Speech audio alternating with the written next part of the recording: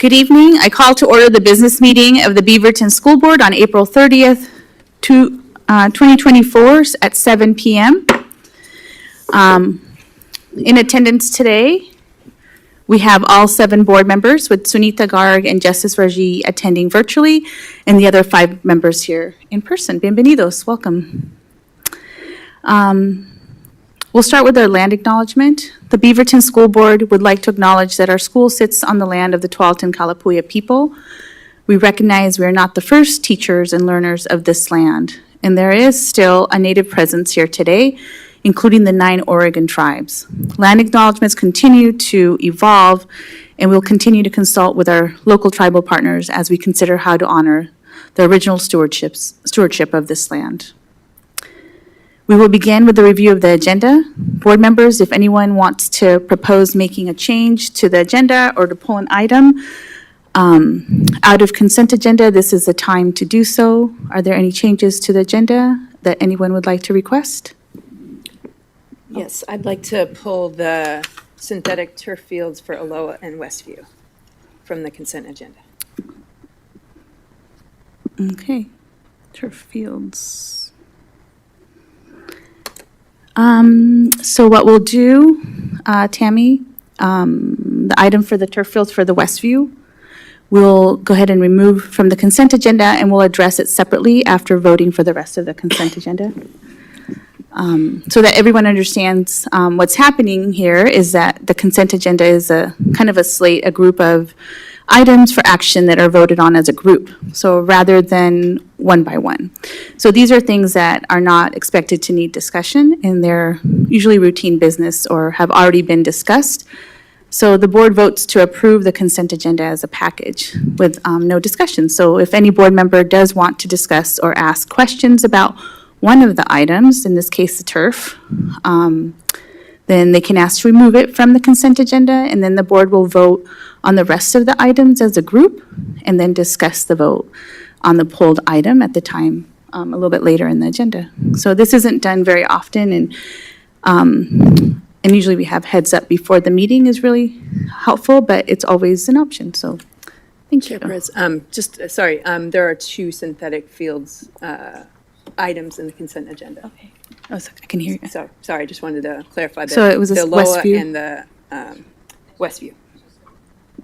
Oh, I thought you said just one. I'm not trying to make. Okay. Thank you.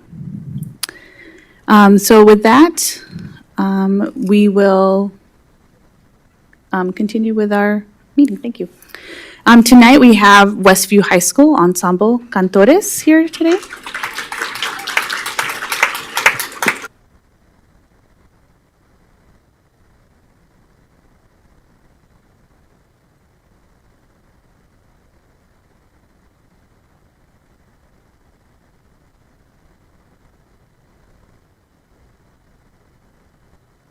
Shelley, do we want them to face the other way so then we can?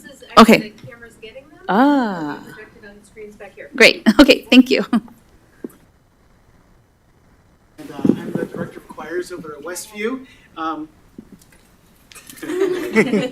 Hello, my name is Kevin Wong, and I am the director of choirs over at Westview. This is my Cantores group. It's a small chamber choir. We are a small cadre of singers from a larger group called Concert Choir. We have about 56 singers in there right now. That concert choir received second place this year in our BSD Metro League. And we're going to perform 2 short songs for you, really quick short songs.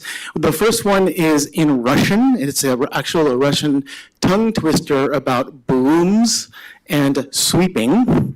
And the second song is in a dialect of Tagalog, and it is about a maiden coming down from the mountains to the party, the festival of the city.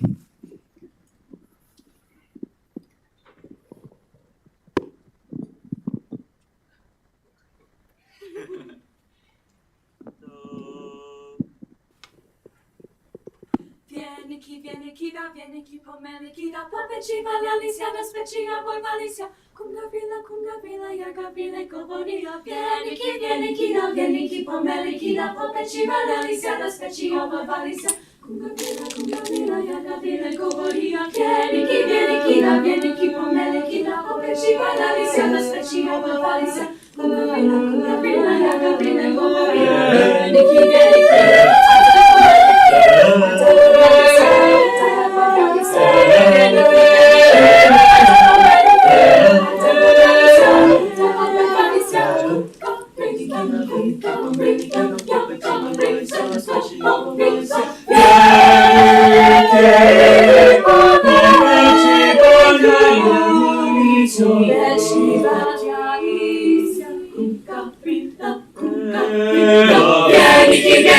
Wieniki, pomeliki, da popeciwa, lalicja, bezpeciwa, wolwalicja. Kum gawila, jaga wile, govoria. Wieniki, ajta pomeliki, ajta lalicja, bezpeciwa, wolwalicja. Gawile, kum gawila, jaga wile, govoria.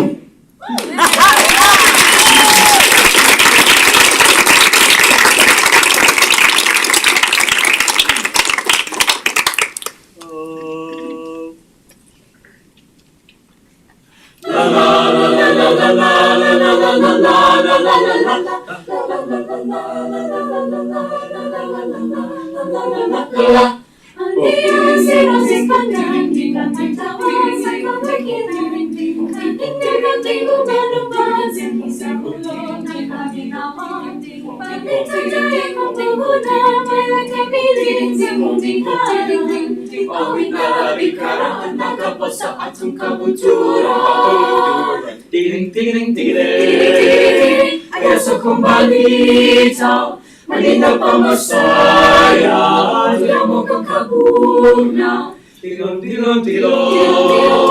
itamu sa sitoro, natano, kanite, natabi sayang lawayang. Adesso combalito, malina pa masaya, diamo con kabuna. Tilong,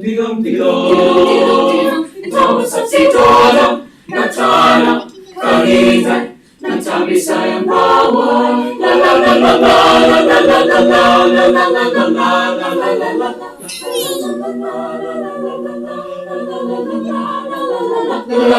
Andiamo sino si spandenti, aspetta panze come chi canini come romanzi, chi si colonna capita wanti, tanti che conti capili se conti cari, awita bikara annaga bosa atum kabutura.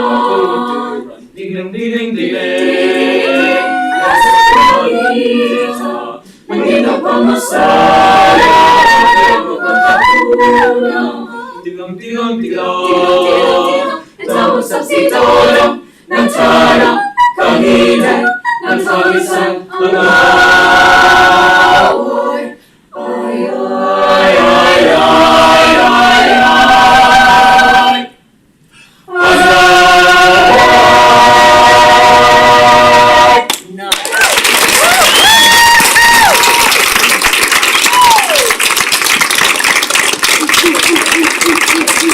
Thank you so much.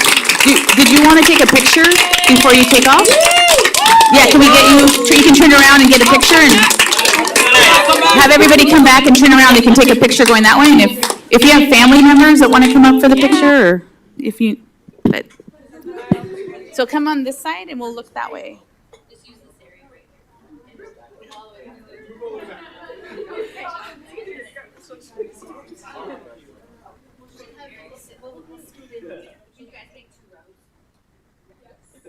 They do that really well.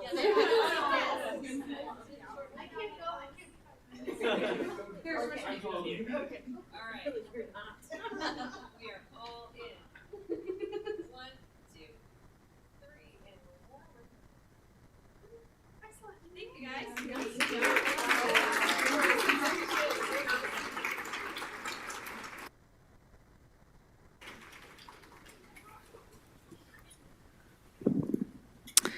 And now we'll begin with some recognitions. And tonight, the district is recognizing several people for their outstanding achievement and contributions to the Beaverton School District and the community. The first recognition is for Theater Education Hall of Fame Award. Jim, would you please come up to the presenter table in front of the audience? While the board member, Susan Greenberg shares about your recognition. So have a seat. Thank you. Congratulations to Jim Fuhrer, the theater teacher at Southridge High School, who has been honored with the Theater Education Hall of Fame Award from the National Education Theater Association. The award is presented annually to members who have dedicated 20 or more years to promoting theater education. Congratulations. Thank you. Thank you, Susan, and congratulations. Jim, would you like to say a few words about the recognition? Well, this right? One more. Oh. There we go. There we go. I'm a theater director and I still can't work microphones. Anyway, so yeah, this was kind of a surprise to me. A dear friend of mine in Ashland nominated me in April of last year, and it was kind of this weird thing, surrealistic almost, that for my time doing this, because as I hit June of this year, I'll be ending 36 years of education, and thank you. And it kind of blew me away when I went to the EDTA conference in Florida in September, and the two gentlemen, I felt in awe of the other gentleman that received the honor of what he achieved, and he looked at me and he said, "We are both in awe of each other for what we've done," and to actually be presented the honor at EDTA by the Smithsonian Director of Education was absolutely phenomenal. I got to hang out with her for about 4 hours that afternoon. It was really cool. But I just need to say thank you, Beaverton School District, for supporting the theater arts. It saves kids' lives. That's all I can say. I don't know how many kids we've saved. And I'm honored to be a part of this great tradition called educational theater, and I am thankful that you actually had the time to acknowledge another person. C.J. Heineman was the first one in the district, and I'm the second one in this district. So, very pleased. Thank you. And if you want to come up for a picture and if you have family members or... I'm here by myself. Okay, well, we're your family today. We'll have you... Come on.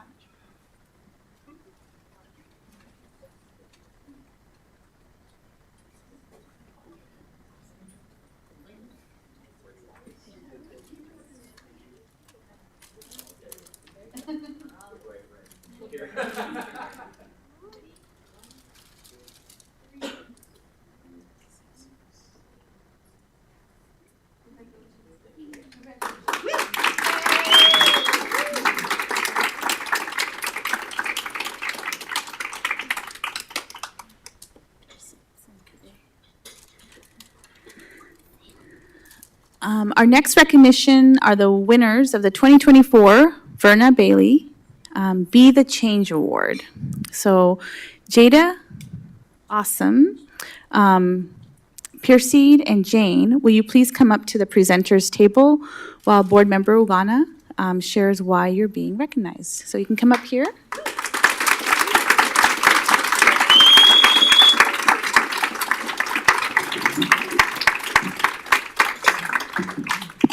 Congratulations to all the four of you, to the four middle school winners of the 2024 Verna Bailey Be the Change Award. Now, this year's winners are Awesome Aquina from Five Oaks Middle School, Jen Loyak from Five Oaks Middle School, Pierceed Maglo from Five Oaks Middle School, and Jada Kirk from Cedar Park Middle School. This award is given to 6th and 7th grade students of color who believe that building empathy for others, increasing racial awareness, and promoting social justice are crucial elements in fostering a just and supportive community. The winning students each create a project that seeks to build awareness of these issues. So congratulations again to all of this year's Be the Change Award winners. And would each of you please briefly describe your projects? And maybe we could start over here, and the microphone's on, so just lean in so you can be close to it. Good evening. Thank you for choosing me as a recipient for the Brenda Bailey Award and giving me a chance to share my idea with you guys. My idea is workshop, and I like workshop because it helps you socialize better and improve your communication skills with you and your peers. And workshop, it benefits all types of learners and different students in the school community. And in workshop you can learn through yeah, I'm just gonna skip that. Wait, can I go get water? Yeah, of course. All right. Or we can get you a water bottle if you want. Do you have, Susan, is your water bottle open? We got you some water right here.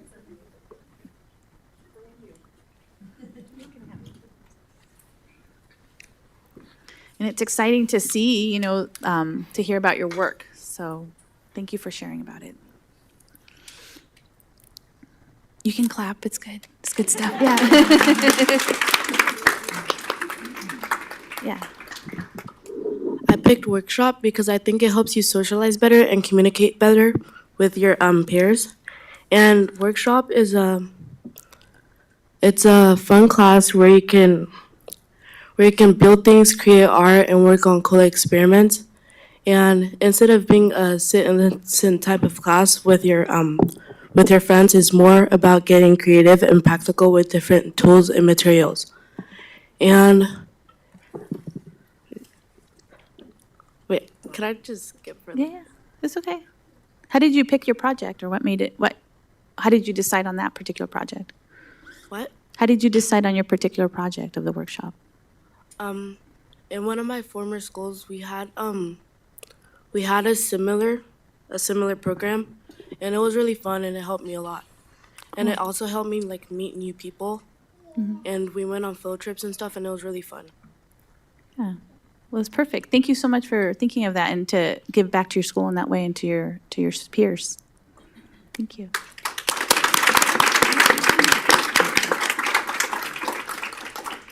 Was there anything else you wanted to add? You're good. That's okay. Okay, thank you. Hi, my name is Jada Kirk, and I'm a 7th grader attending Rachel Carson / Cedar Park this year. I'm very excited and happy to be a person chosen for this award, and my plans for my project is to make presentations involving racial equality and to make posters with information that supports what I'm talking about. I think this is important to teach racial inclusion in schools because you can have good opportunities to make friends and create an environment where everyone can be their authentic self. Thank you for this opportunity and this honor. Thank you. Do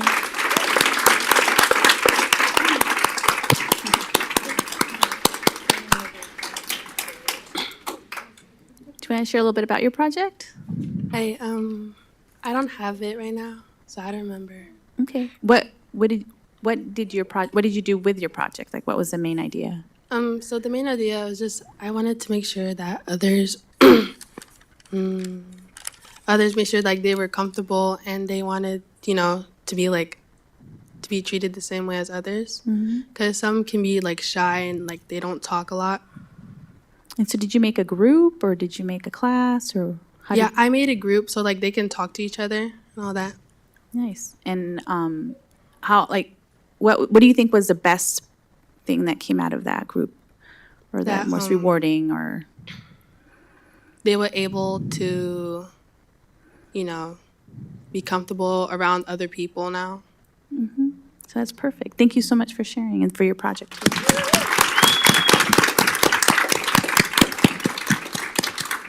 And how about you? Would you like to share a little bit? Is this thing on? Okay. Yeah. Hi, my name is Prasid Manko. I wanted to thank everybody for granting me this award. And I would also like to thank Ms. Bailey and all the other teachers in charge for giving me this opportunity to experience and make an impact. My project is to create more lessons about people of all races and to make it more clear to students about how people in their everyday lives are important. And thank you again for giving me this award. Thank you. So if we can have the four of you come up, and if your family or friends that are here, your teachers, want to come up with you, that would be great. We'll get a picture and. You're welcome to come on. Come on, you're all part of this.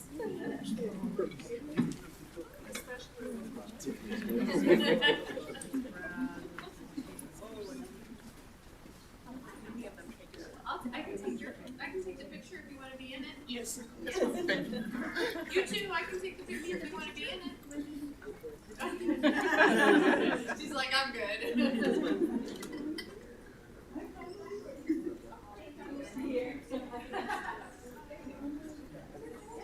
All right. Gonna kind of switch it a little bit, maybe make a second row with our balloons. Stretch it a little bit, guys. More on this side. There we go. Sorry. All right. What a great looking group. 1, 2, 3. One more. We got another camera. All right. You gotta stop being so shy. All right. 1, 2, 3. Perfect.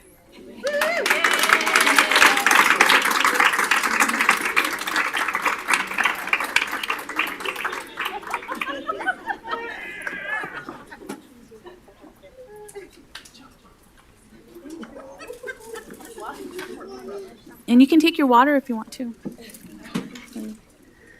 Oh, thank you. Thank you for putting those back. We'll now move to our first agenda item, the superintendent's report with Dr. Balderas. So thank you, and I'll be brief here. Just want to talk a little bit about budget. I know we're seeing some difficult budgets across the region. Portland Public, Salem Kaiser are two local other districts that are about our size. These budgets sadly are what we've been typical over the last few decades, with costs of being able to operate at the needed level to support our kids not being met as a state. In Beaverton, though, we were very fortunate to have a financial reserve that this board and previous boards have supported. My predecessor, Don Grotting, was charged with creating a stable reserve fund, and I have continued with that charge from the board. Instead of reductions, we're rolling over additional staffing supports that we allocated this fall after the budget was adopted to the tune, I think we added roughly $9 million or so in staffing allocations at the building level to help support our classrooms. And we're going to be doing that next year, rolling up that budget. Last year, we did make $10 million or so in cuts at the district office level and move those funds to the building level. And that's something that to support our classrooms and faculty. And we need to really look at the sustainability of our current budget. We have a structured budget deficit, meaning that we're spending more that we are taking in, roughly $16-17 million for next year. We'll continue to look at where we can reduce to keep the reductions as far away from the classroom as possible, which also includes class size. So we want to keep those stable. I know the community has spoken very loud about class size, and we're going to continue to do so as much as possible. And we need to focus to understand what our current service level is in our public schools here in Oregon. We do have a structure that has not changed for several years, and I know our governor has tasked a review of this funding mechanism, and I'm excited about what that could look like. In summary, we're just really fortunate here in Beaverton to have such a strong community support that has allocated not just levies for additional faculty, roughly almost 300 faculty, but also bonds to build new buildings. We're really fortunate. That's not often the case. I was with superintendents Friday from across Oregon, and that is absolutely not the case everywhere. So we know we're fortunate. But we need to continue to advocate at the state level and look for the long session here coming up in January to see what we can do to make substantial changes to really impact what we need to support our kids and families. And again, keeping our focus, again, at the classroom level. I'm very proud for the work that we've done, very proud of our faculty. I think these amazing kids who are here today and our singers and our honorees, that's what makes Beaverton special. And that's what we need to continue to really strive for. And it's not, I think the board will often hear current service level. It's really, it's the current need level. I mean, what do our kids need to be successful? And it's something we're going to champion with our partners, both OSEA and OEA, when we advocate in Salem. I know that's something we're going to continue to do because that's what's needed to continue to do what we can. Again, I think what you'll see, the majority of districts around the area are going to be going through reductions, not in Beaverton next year, not in Beaverton. And that's something that, again, we're very proud of. But down the road, beginning next year, we're going to look at how we continue to reduce until we're funded the right way. And I look forward to advocacy from this board in coalition with other partners. So, again, thank you for being here this evening. Thank you for the recognitions. And the kid part of this program is actually the very best part of the meeting. So thank you for showing up tonight. Thank you. Thank you.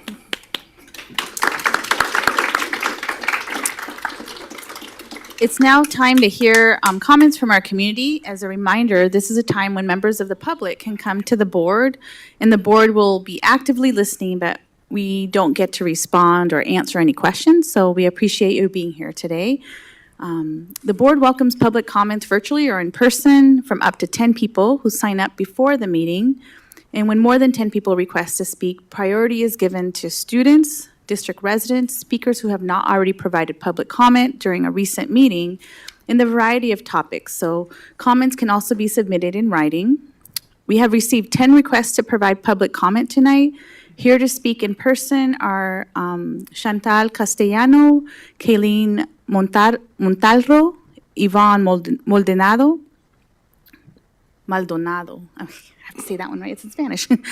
Maria Hernandez, Griselda Cruz, Grant Porter, Cherry Arthur Rose, Valerie Brown, and then 2 people requested to speak virtually, Sumit Mehrotra and Yoon Pei Tu. Only the people I named are allowed to speak, and each speaker will have 2 minutes to share your thoughts. Your time cannot be shared or given to another person, and we have a timer on the screen, and when your 2 minutes are up, you must stop speaking and make way for the next person. Your microphone will be turned off if you go over time. Oh, yeah. Yeah, I don't know how I forgot that part. Can you come up first? We usually hear from our employee groups first. So Christy Sackman and Lindsay Ray, and then we'll do our people that came to speak. Sorry. Thank you. I also was like, Where'd she go? did I miss? Go through. Thank you. I know it's hard. Y'all having me follow the kids. I'm not. I know. We need to work on that. I'll work on a You musical. can always sing. I was going to say, I'll work on a musical for the next time. You have good jokes. So good evening, Superintendent Valderas, Board Chair Perez, and members of the school board. For the record, my name is Lindsay Ray, and I'm a high school math teacher currently serving as the president of the Beaverton Education Association. This evening, I would like to talk about the journey over the last couple of weeks with health insurance. According to our collective bargaining agreement, BEA members and the BSD school board are required to ratify any substantive changes in our health insurance benefits. 2 weeks ago, our members were forced to make an incredibly difficult and complex decision in a very, very short amount of time about huge changes in those benefits.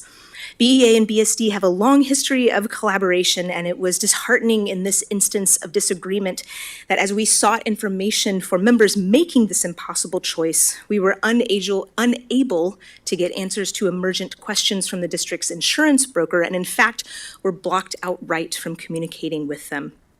To say the ordeal was frustrating is an understatement.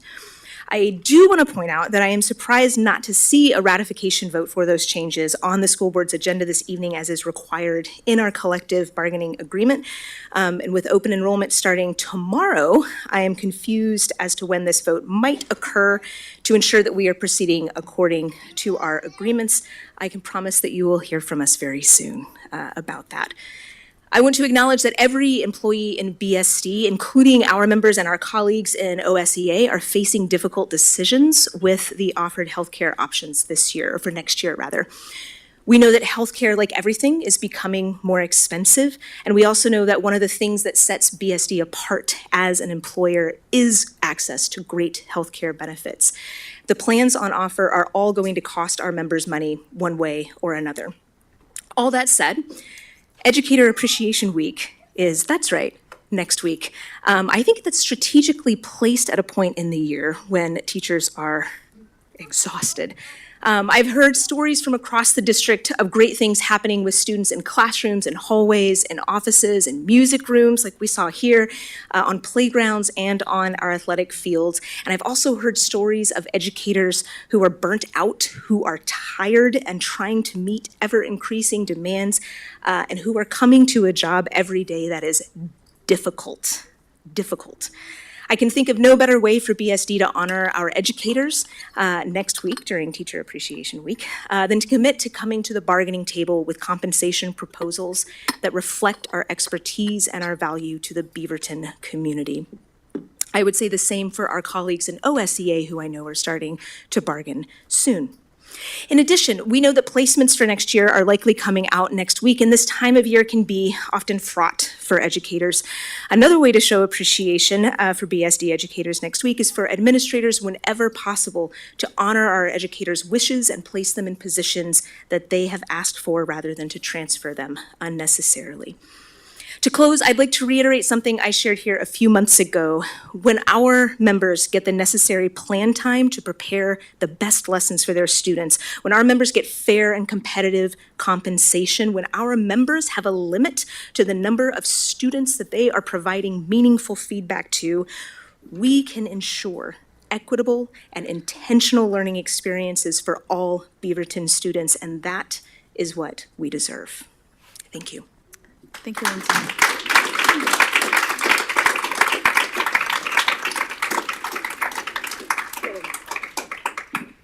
Hello, Kirsty, welcome.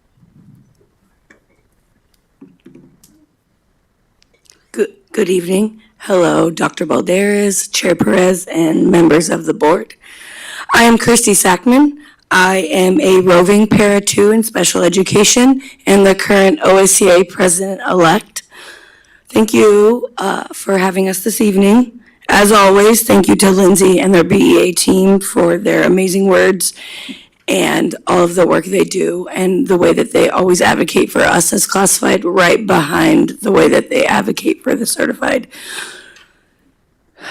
We want to say thank you to every one of our classified staff here in attendance, whether in the room, watching online, people who are willing to speak in public comments or who had submitted written testimony on behalf of our community. And we want to say thank you because forever we are stronger together.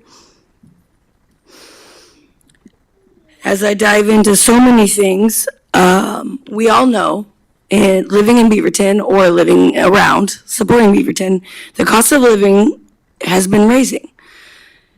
And we all know the insurance rates are going up, and that impact affects all of our employees, and we recognize that.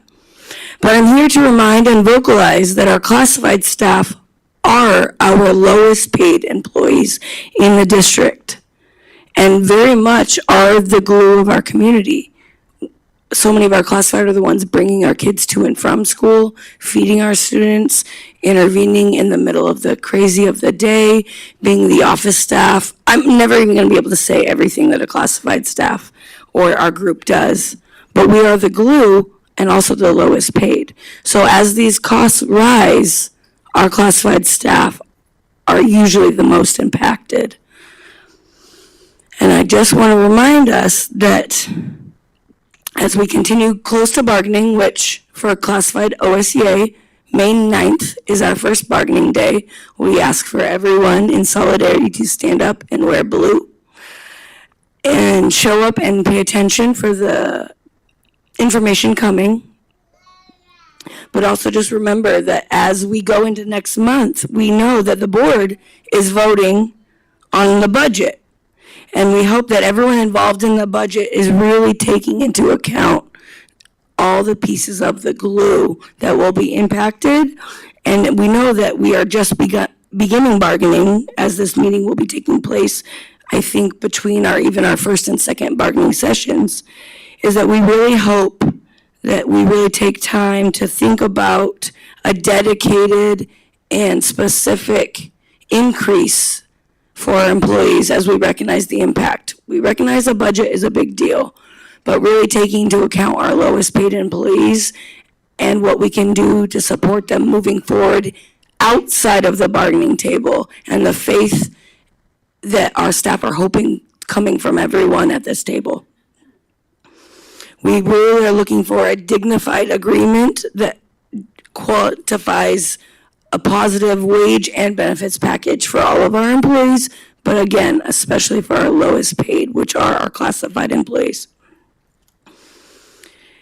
To digress from the big pieces, something that's still happening every day that we're hearing from our staff is we continue to hear the increase of conversations around safety concerns.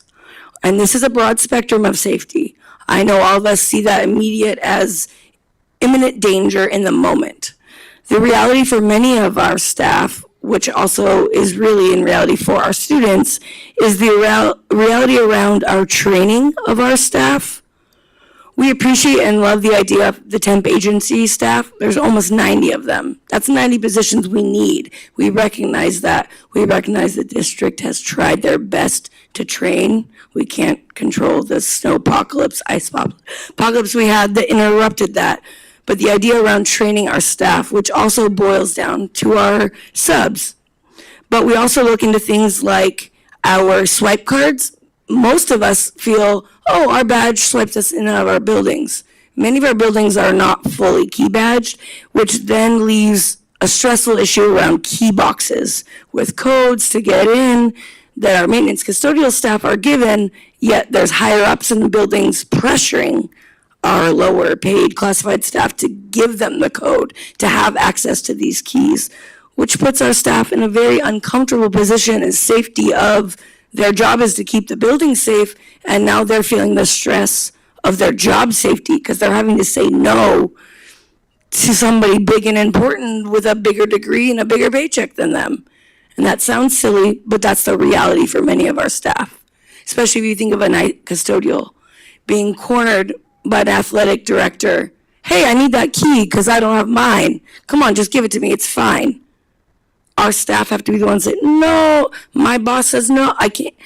That's an uncomfortable situation. And that's a real life situation that happens to many of our staff. That also follows with safety of the reality of safe rooms and the reality of many of our specialized programs require, per IEPs, a safe room that is not fun. None of us like using a safe room or seclusion, but is needed, and we write them into our IEPs legally. Yet there are programs in our district currently that do not have legal safe rooms, and their staff are stuck in the middle of that gray area of wanting to follow the rules and the law, but also needing to keep themselves and their students safe. We just really want to advocate that no matter all the big things that are going on, these big changes, the bargaining, the money, the insurance, yes, those are big and important for retention of our staff, but there is constantly little, and not even little, major bumps that are still happening that we need to look at. And we just really hope that we all know we're tired and we're busy, that everyone at the table is really looking into the details before we make final votes like budgets or going into voting ratified contracts that will hopefully be coming very, very soon. I thank you for our time. Again, OSEA will begin bargaining May 9th for classified staff. And we encourage all staff to show up in solidarity on Union Tuesdays in blue, as well as in blue for bargaining for both OSEA and BA. Thank you. Thank you, Kirsty.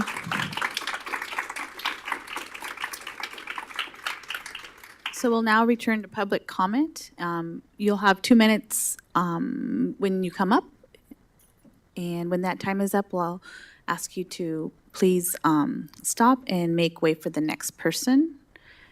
The school board does not hear complaints or charges against individuals. This means that we will end your testimony if you name a staff member, a board member, or a committee member by name. in your testimony. And then personnel matters and complaints should be resolved by communicating directly with the employee, their supervisor, or through the district complaint process found on our website. We ask everyone in attendance to model respectful behavior. Remember that we have students as well as staff and community here in person and watching online. Our first speaker is Chantal Castellano.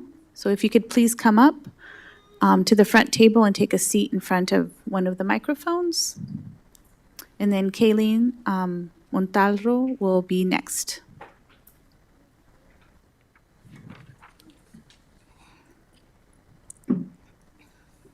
And you can start when you're ready.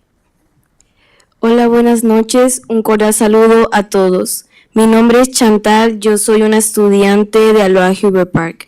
Por mi parte es mejor dejar las clases en los dos idiomas porque hay estudiantes que vienen a la escuela sabiendo solamente inglés o español. Yo vine a Aloha Huber Park en 5º grado. Yo no sabía nada de inglés, solo sabía español, pero me ayudaron mucho los maestros a entender el inglés.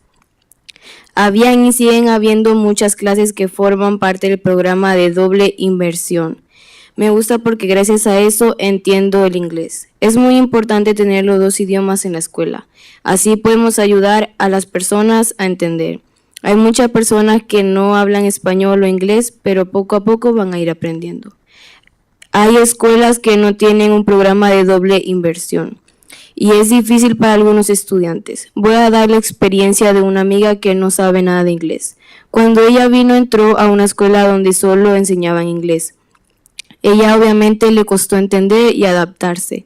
Ella me decía que no entendía nada y que era muy incómodo. Yo le dije un día que debería intentar entrar en Aloha Huber Park. Ella le dijo a su mamá y fueron a hablar en la escuela y la aceptaron. Ahora ella me dice que está súper agradecida por haberle dicho y ahora se siente súper segura de sí misma. Deberían entendernos un poco. Es difícil e incómodo para nosotros estar solo con un idioma. Por eso es que Aloha Huber Park debería seguir en los dos idiomas. Sería muy difícil si todo fuera en inglés. Nos costaría entender. De verdad me sentiría mal si la escuela quitara el programa bilingüe. Me gusta la escuela sí. Estoy más segura de mí misma si quiero hablar inglés o en español. Muchas gracias por escucharme y por su tiempo. Gracias.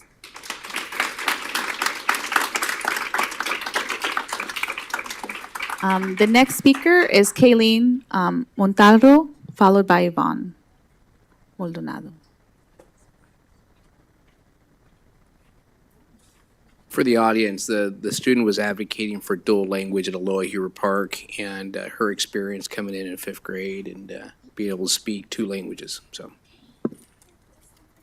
Buenas tardes, my name is Kayleen Montalvo. ¿Te puedes acercar un poquito más al micrófono, por favor? Buenas tardes, my name is Kayleen Montalvo. I'm the president and I'm a student of the dual language program at Aloha Huber Park School. I've been in this program for 8 years. I'm a part of the first dual language student council at my school.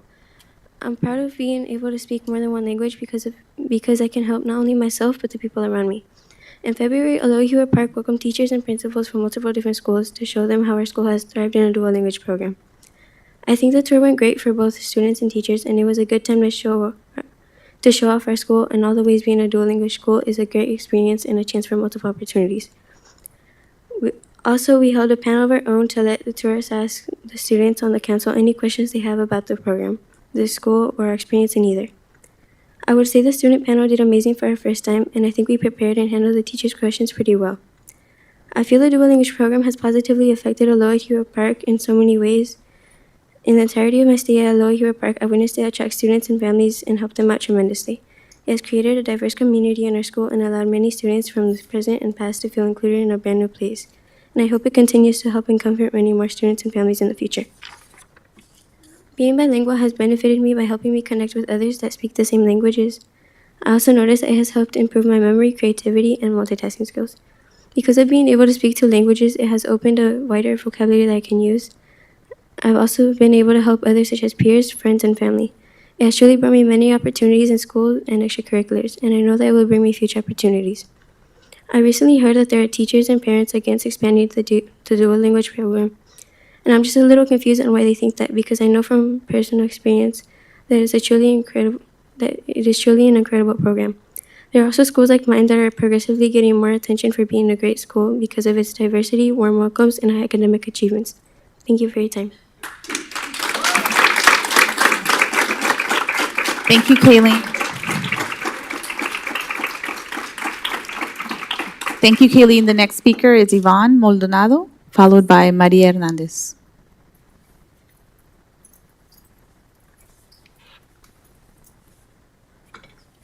And you can pull that microphone pretty close.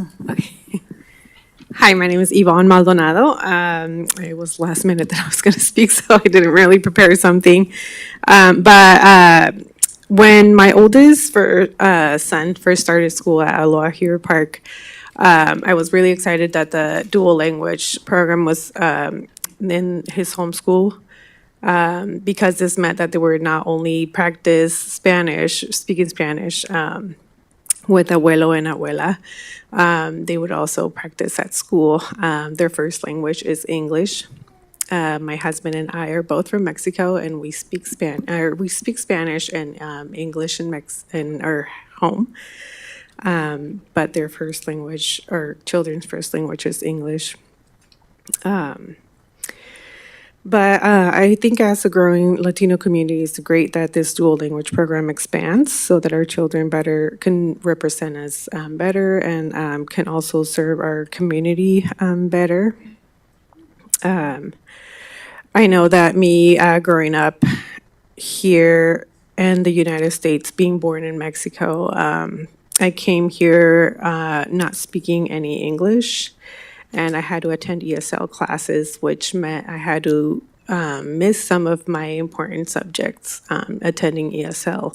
And what I like about the dual language program is that they learn in both languages. They don't miss any subjects or anything like that, and they're learning and practicing in both language. And I think it's really nice that they get to also learn about our community and our culture. And it helps open doors for their future as well. So, yeah, I think that's all I had. Thank you. Thank you, Yvonne. The next speaker is Maria Hernandez, followed by Griselda Cruz.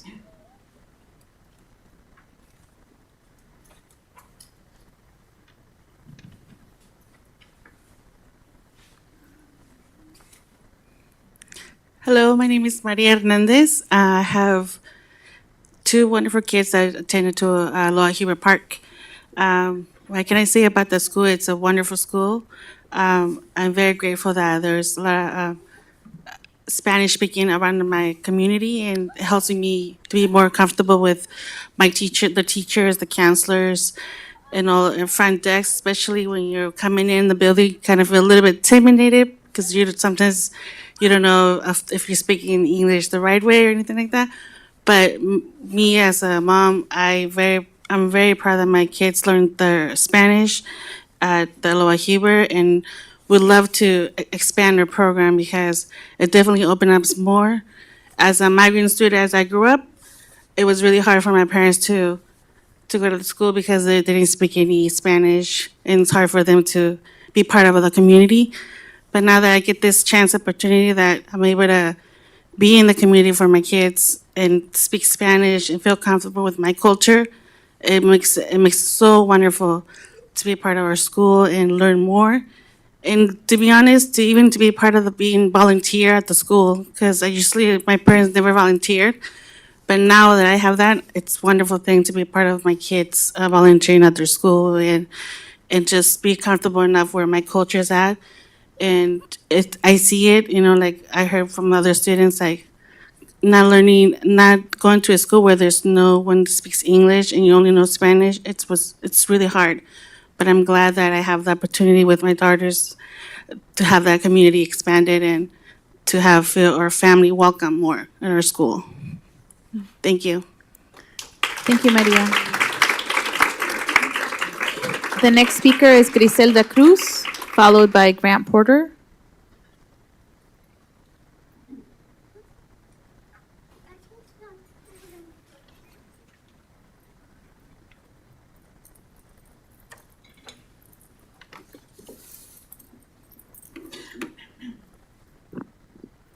Buenas tardes, Buenas doctor tardes. Valderas y miembros del Consejo Escolar. Mi nombre es Griselda Cruz, soy mamá de 4 estudiantes, todos han estado en Aloha Huber Park, 2 de ellos ya graduados, la niña está en high school, en el grado 11, y el más pequeñito está en 3er grado. Good evening, Dr. Valderas and members of the school board. My name is Griselda Cruz. I am a mother of 4 students from Aloha Huber Park. 2 of them have already graduated. My daughter is in 11th grade, and my youngest is in 3rd grade. Todos mis hijos han participado en el programa de doble inmersión. El más pequeño de ellos actualmente ayuda a sus compañeros recién llegados. Les ayudan a entender las cosas que se le dificultan en su salón. All my kids have participated in the dual language program.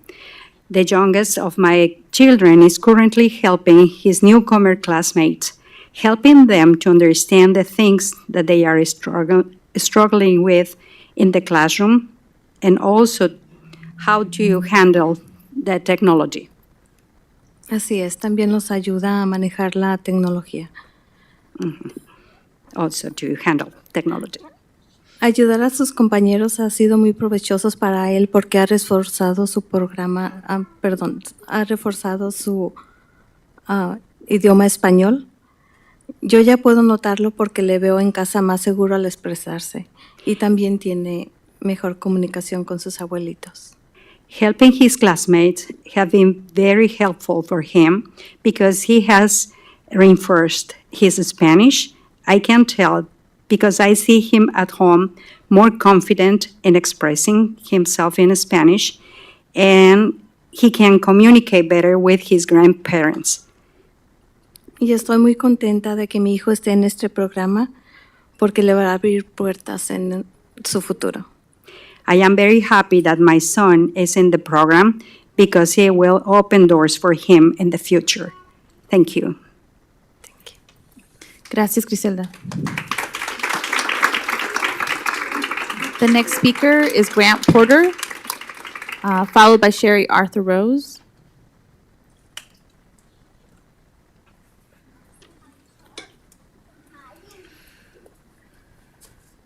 Thank you for your time.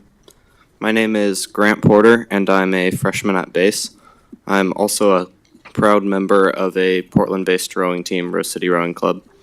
Recently, I've been unable to complete all of my classwork, not because it's too difficult for me or because there's been too much of it, but simply because the environment that I'm trying to learn in is too disruptive for me to be able to focus on what I'm trying to get done. In rowing, when somebody starts to fall behind, we don't all stop for them. And a good example of this was a time when we were warming up and somebody's shoe came untied. We didn't just leave them behind, but we made a plan to come back for them. We didn't all stop our warm-up because this one person had fallen behind, but we left them, we helped them to get their stuff together, and then we came back for them. If everybody were to have stopped there, we wouldn't have achieved what we came here to do. In the classroom, this looks like somebody starting to get distracted, somebody starting to play on their phone or scroll through Instagram. It looks like students who wish to achieve at a higher level being forced to instead fall down to the level of the lowest in the classroom instead of everybody being elevated to the level of everybody being able to achieve at what they want to be able to achieve. If the board were to be able to provide a place for those who want to learn and in doing so help elevate struggling students, everybody could belong, everybody could come to believe, and everybody could achieve. Thank you for your time. Thank you, Grant. The next speaker is Sherry Arthur Rose, followed by Valerie Brown.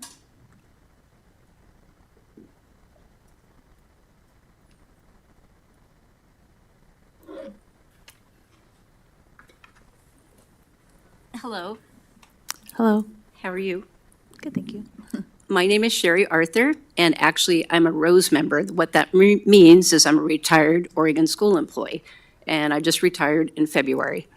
I'm here to thank Carl for hiring me in 2005. His staff hired me at Sunset High School, and I just want to say Carl's been an amazing asset to this district, so thank you, Carl. One thing I noticed when I came into the building, new building to me, is that it says, "We empower all students to achieve post-high school success." The only way that this district can do that is to have healthy employees. As a retired Rose member, I can still come to buildings and help support our members. I've been getting phone calls and emails from members that did not get any information about this vote because the equity wasn't there for OSEA to be able to vote on the changes. So basically, the district and the BEA have the power in the district. But I'm here to be the voice for OSEA tonight because our members, like Christy mentioned, they are the lowest paid employees. I know you guys just did a salary survey. It's not public record. I didn't have access to that, but OSEA does. You really need to, if we're going to go the direction we're going for all employees, and we talk about in our buildings, there's signs everywhere that says we as a community. And it talks about working together. And so when you guys get down to the table with BEA and OSEA, this is my hope. Because I've lived here all my life and I've seen tons of changes in this district. My hope is that we can all work together to support each other as a community, because if not, how can we educate our kids? We need your support. We need to see you in our schools. We need to know that you support us and that you're just not at meetings and at district. We need Dr. Valderas to come into our buildings. We need you to come and see what's going on. We need your support. Thank you. Thank you, Sherry. Our final speaker, who is present in person, is Valerie Brown, and they'll be followed by our two virtual speakers.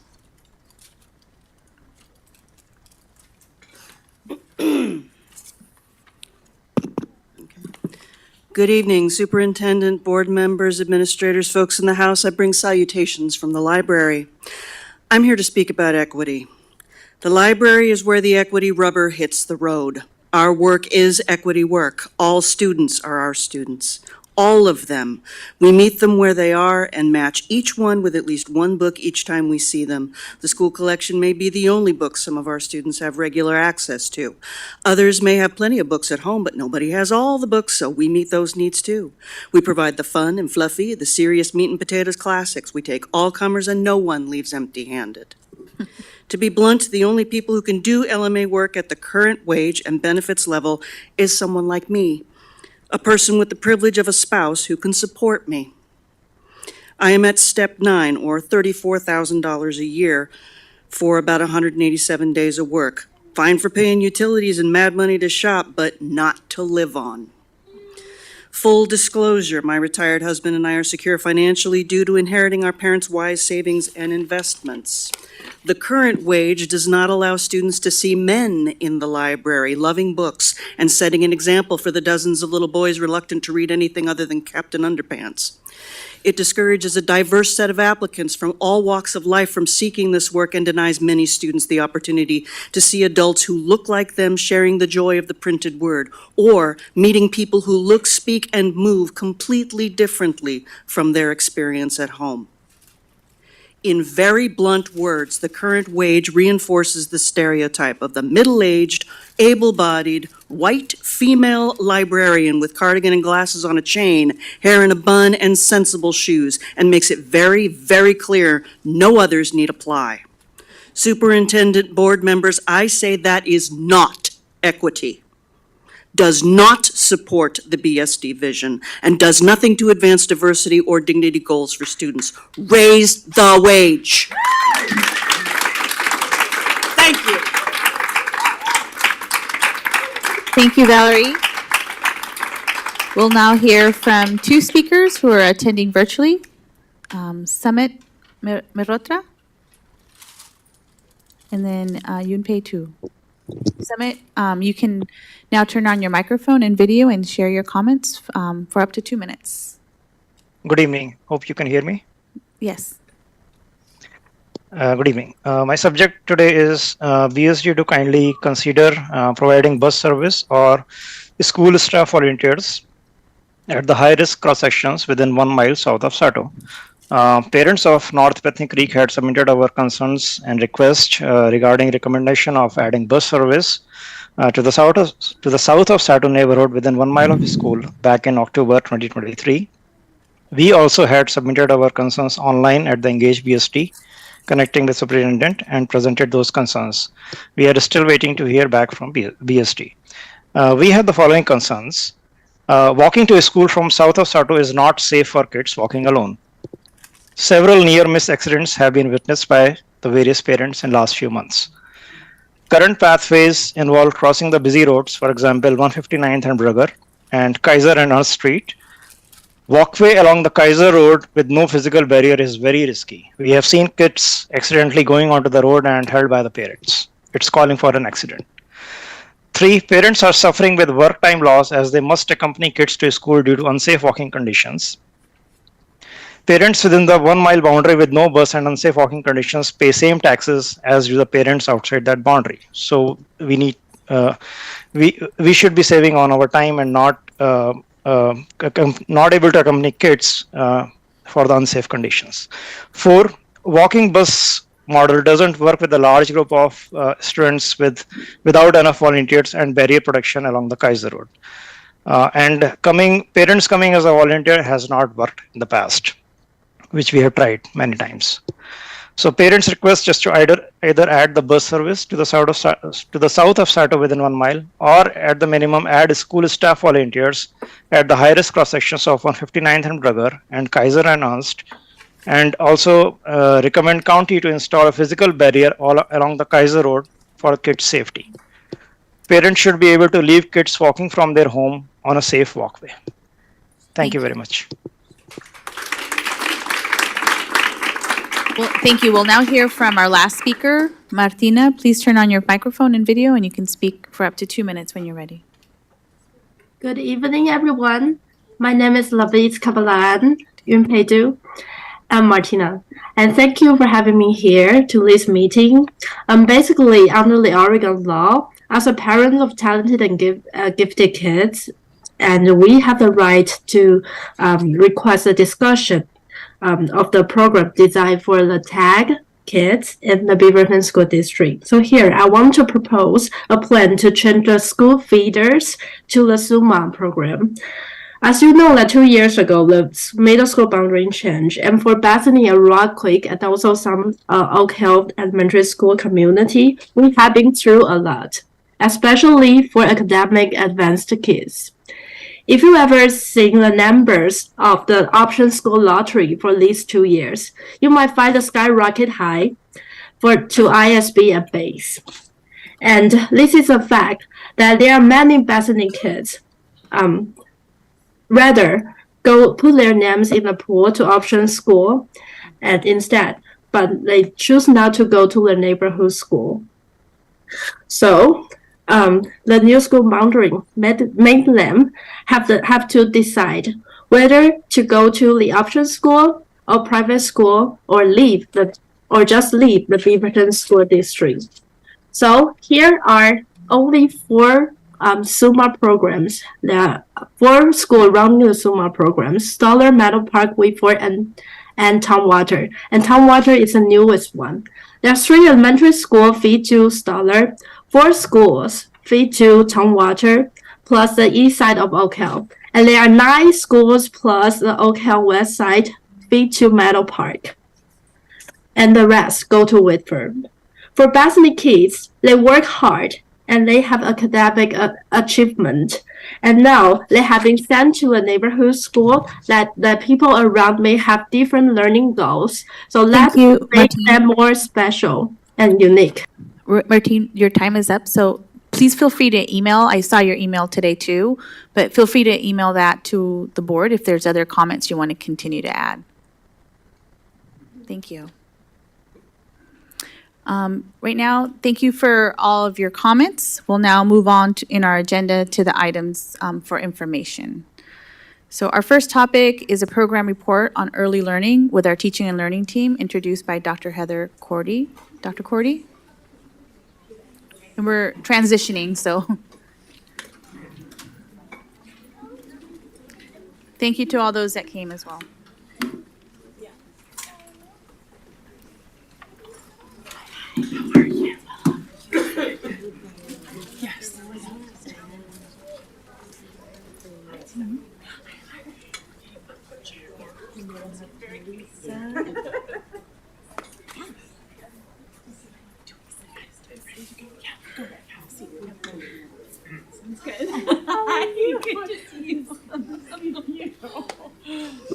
Share the mics.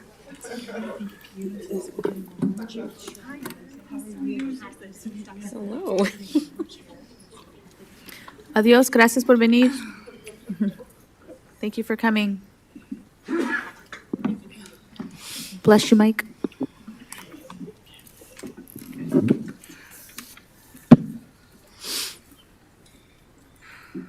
You can start when you're ready.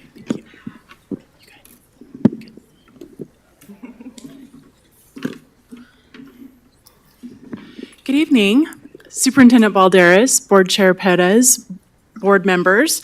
This evening, we have a team from the Teaching and Learning Department, along with two of our partners from Children's Institute. We'll do introductions here in a moment. We are excited to be able to share with you all of the really great work that is being done in the area of early learning, under the direction of Dr. Perla Rodriguez, who is one of our K-8 executive administrators in teaching and learning, and you will be hearing more from her in a moment. Before I share an overview of our time with you this evening, I would like to introduce our team members. We have got three of our amazing teachers on special assignment here with us this evening.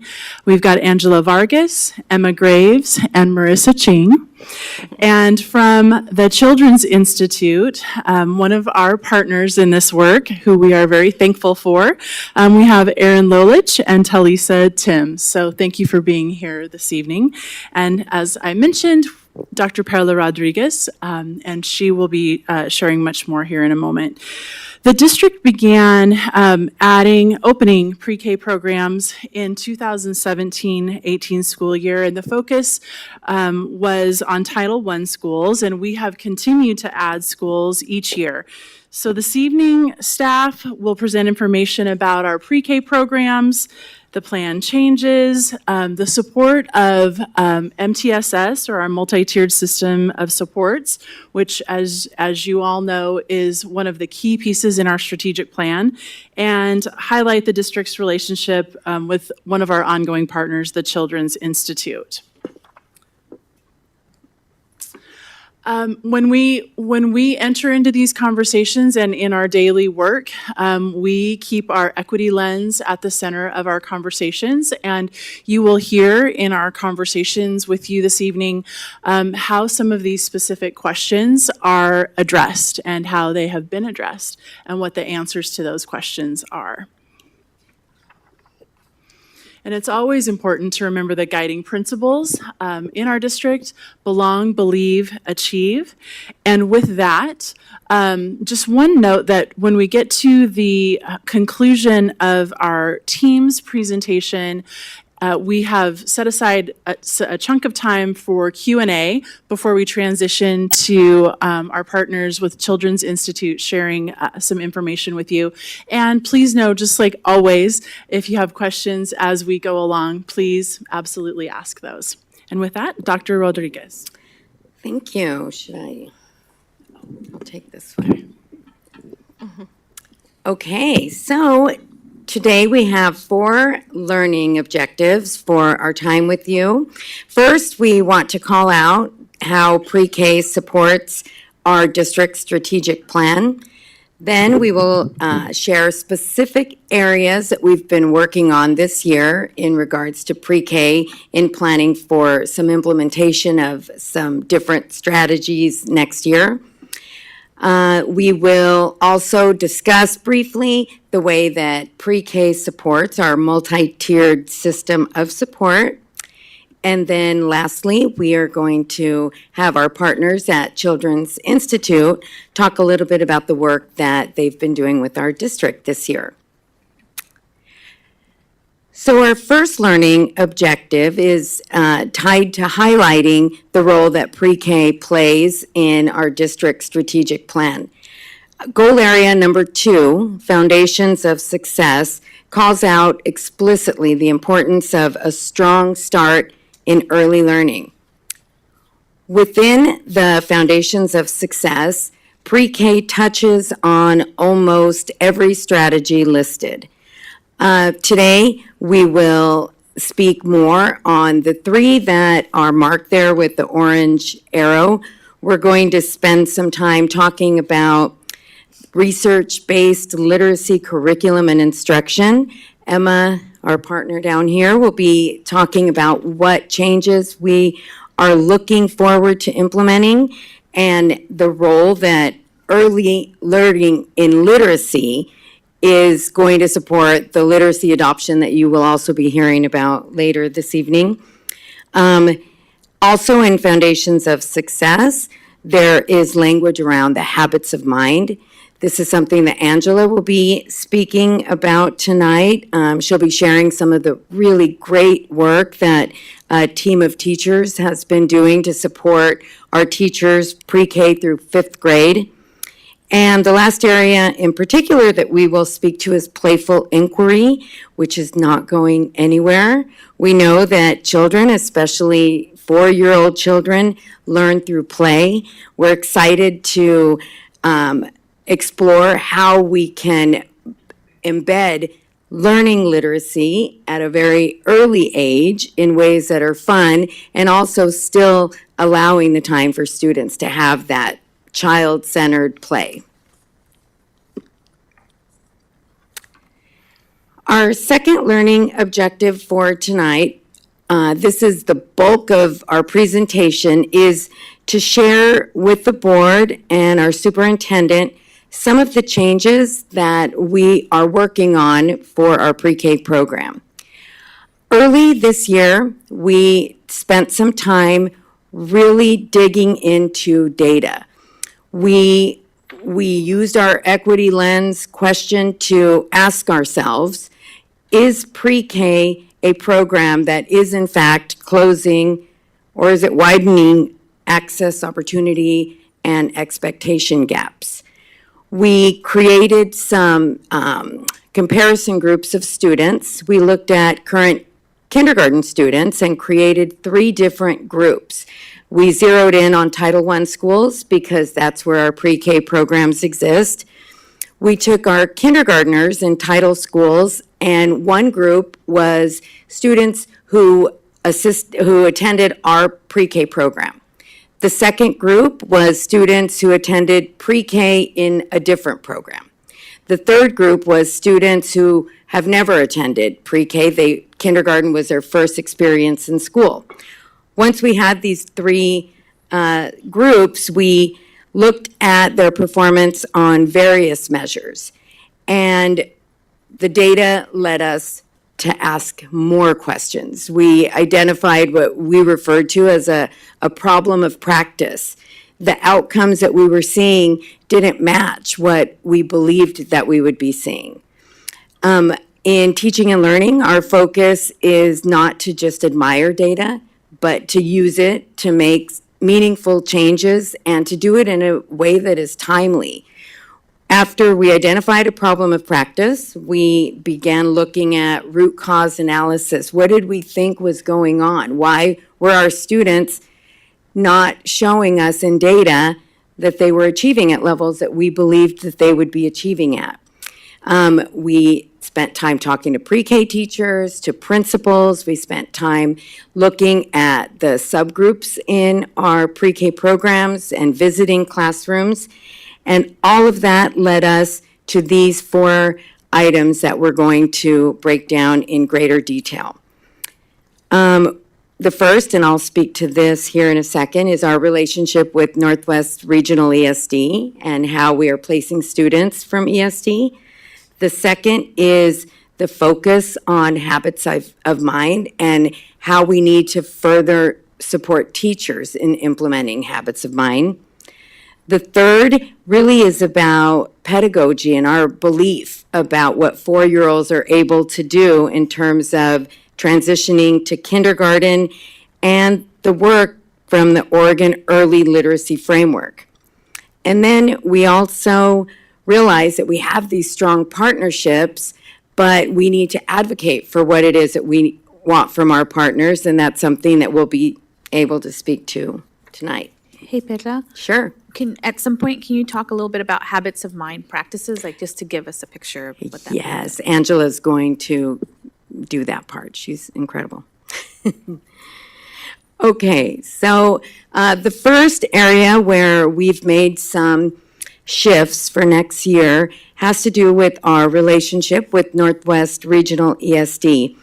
ESD is our partner, and they support the students that are going to come to Beaverton before they arrive to our classrooms. We respect the work that they do very much. In particular, I don't want to assume that everyone knows the work that we do with Northwest Regional ESD. They have several programs. The one that overlaps with pre-K is Early Childhood Special Education. It's ECSE. Through that program at Early Intervention, they evaluate students that are referred to them. They identify students with specific disabilities or special needs, and then they provide services. Students involved with Northwest Regional ESD's program have what they refer to as an IFSP, which once the students come to kindergarten becomes an IEP. Up until the fall of this school year, ESD was paying a per-student allocation to Beaverton School District for 5 slots in every one of our pre-K classrooms.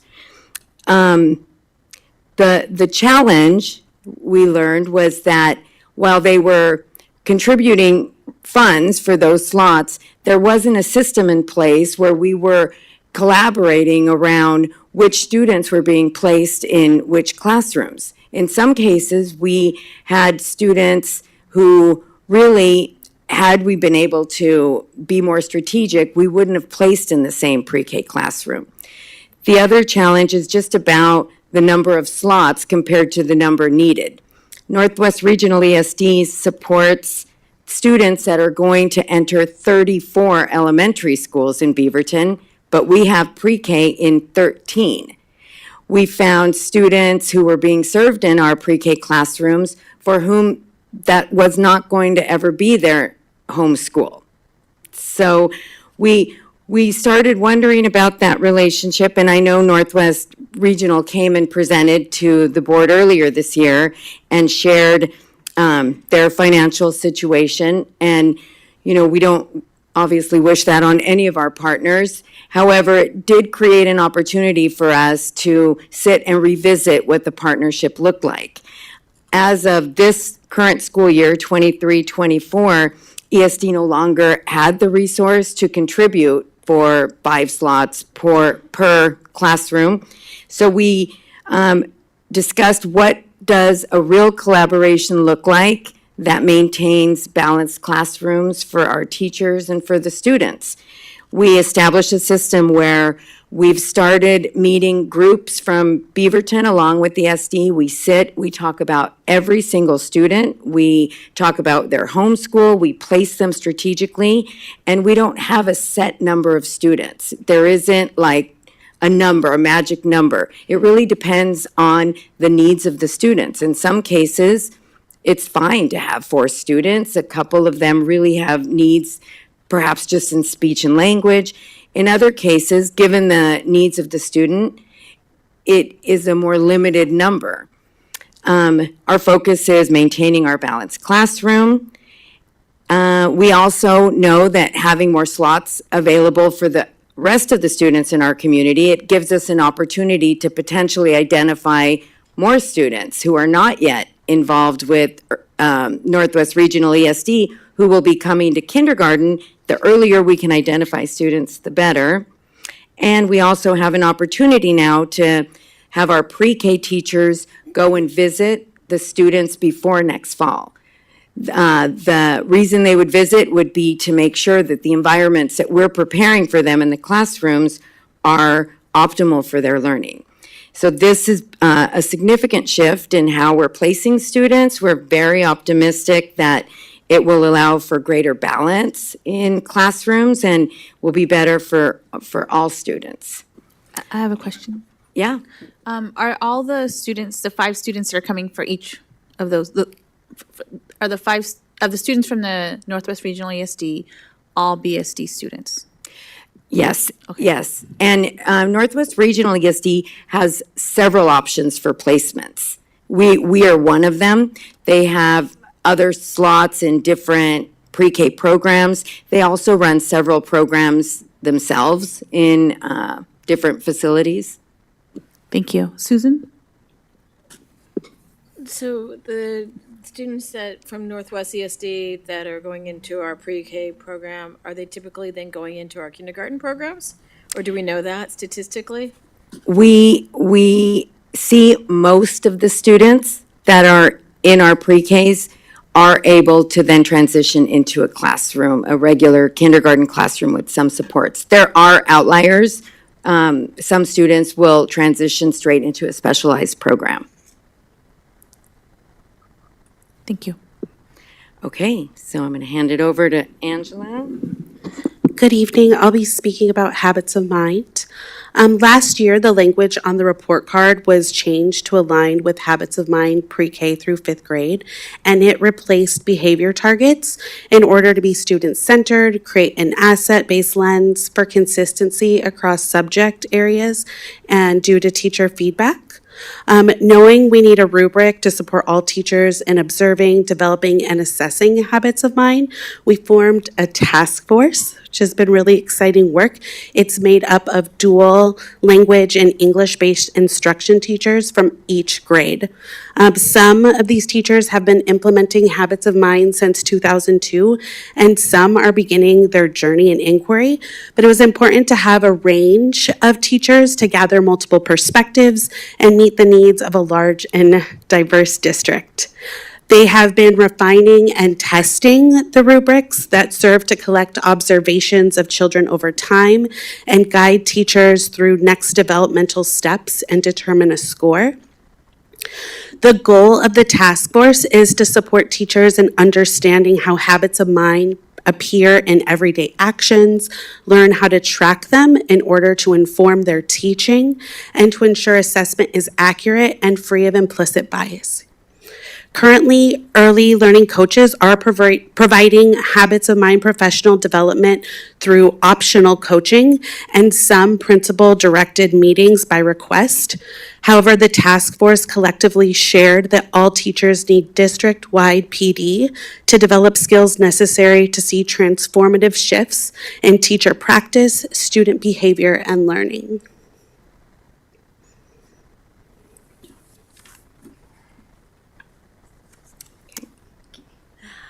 Good evening. I'll be speaking about our alignment work. So as we're thinking about our alignment from pre-K to kindergarten, we're thinking about the curriculum, the practices, the assessment that we've implemented in pre-K and how that's preparing our young learners to transition to our kindergarten environments. One of the ways that we do that is through our playful inquiry approach. Playful inquiry is thinking about big questions aligned with students' interests and curiosities, and then coupled with beautiful materials that allow children to explore their big ideas about the world. This year, in our exploration of data, we found that there was a need for greater emphasis on explicit instruction in early literacy. And we sort of started to think about what does that look like when we want to marry these two approaches? We have this playful inquiry approach, and what does it look like then when we want to bring in a more explicit approach to instruction in early literacy? knowing that we had a K-5 team that was looking at Oregon's new early literacy framework and the adoption process, we also looked at that framework as well as Oregon's early learning guidelines to help us pinpoint what are the areas in which our current pre-K program might need greater emphasis in relationship to early literacy. We then look to what are the curriculum that might support our teachers in learning about that area. We gathered our pre-K team. We looked at 5 different curriculum. We've narrowed that down to 2, really trying to hone which curriculum do we think does the best job of continuing to honor what we know about the science of child development as well as the science of reading. We're also currently piloting 2 universal screeners. We have the STAR screener, which is also being used in the K-12 space, as well as Early Bird, which is specific to preschool. We're hopeful that in gathering more precise data going forward, that we'll have more information about how to best support our students in early literacy, as well as continuing to center the aspirations, curiosities, and contributions of all of our children. Melissa? Thank you so much. I'm not as familiar with the universal screeners, the STAR and the Early Bird. Are the metrics, is that measuring those, that explicit instruction in early literacy, or is it also measuring playful inquiry? It is not measuring playful inquiry. It's really looking at the academic targets that would be in the early learning guidelines. So it's much more of the academic, those areas like the alphabetic principle, phonemic awareness, those places that we feel like we weren't really able, we didn't have a screener or an assessment for. That's why we're looking at those. Is there any other metric to measure playful inquiry? I know that seems like a silly thing, but I don't want to diminish the value of it. And if we're not measuring it somehow, I don't want teachers to think that they're pressured to put more early literacy and abandon the inquiry. I want them to Our be habits honored of and respected mind for that too. Are our assessment system for measuring our approach to playful inquiry. Okay. Yeah. Can you put your microphone a little bit Oh, closer? I'm so Sorry. I know, my voice is like a mouse. Our habits of mind is what we use to assess just sort of the quality and the experiences and the learning that's happening within our playful inquiry approach. I've been able to go observe multiple classrooms with playful inquiry, and it was amazing to watch. And I know that it was just amazing to watch, and the creativity of the students and all the different materials that are used, and the skill that the teachers have in providing the conversation. So I'm really excited to see as we move into the future how you figure out to interact that with early literacy constructs. And then I'm wondering about the universal screeners. How are those normed for multilingual learners? What about those students in dual language programs? Just, can you speak a little bit to that? Or anybody, or later? I didn't put that question in the thing, I just thought of it. Yeah, so the 2 universal screeners that we have pre-K teachers piloting right now, the first one is Early Bird. That one currently is only in English, and it is, it's a gamified version where the students have an iPad, and it's gotten really great reviews from early learning educators. We're not super sold on it yet, to be quite honest. Then STAR Renaissance, which is the universal screener that we're looking at for kindergarten through 12th grade, they actually came out with a new tool that is specific to preschool, that is for 3 and 4-year-olds. It is, the teacher is the one that is, the student has a screen, but the teacher is proctoring it, so it doesn't depend on a student's comfort level with an iPad. That tool is in English and in Spanish, like the rest of STAR. However, the Spanish at this point for this year, it's still a paper pencil version. They're digitalizing it before next year. That said, the data you can score it on paper and pencil, and you can input it into the Renaissance dashboard, and then the data appears the same as the English one. Thank you.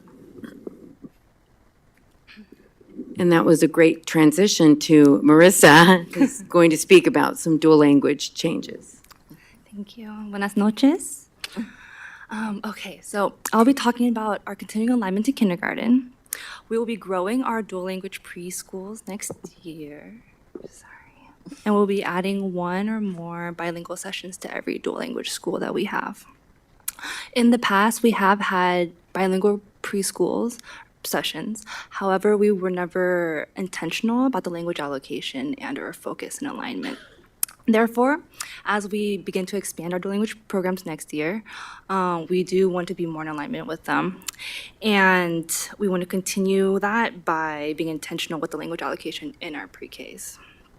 As for what this will look like, we envision having bilingual educators, be able to offer experiences in both English and Spanish with a heavy focus on oral language development, but specifically Spanish oral language development. And this will be intentional to help the transition into our two-way immersion bilingual classrooms, two-way immersion dual language kindergartens that will be without the district next year as well.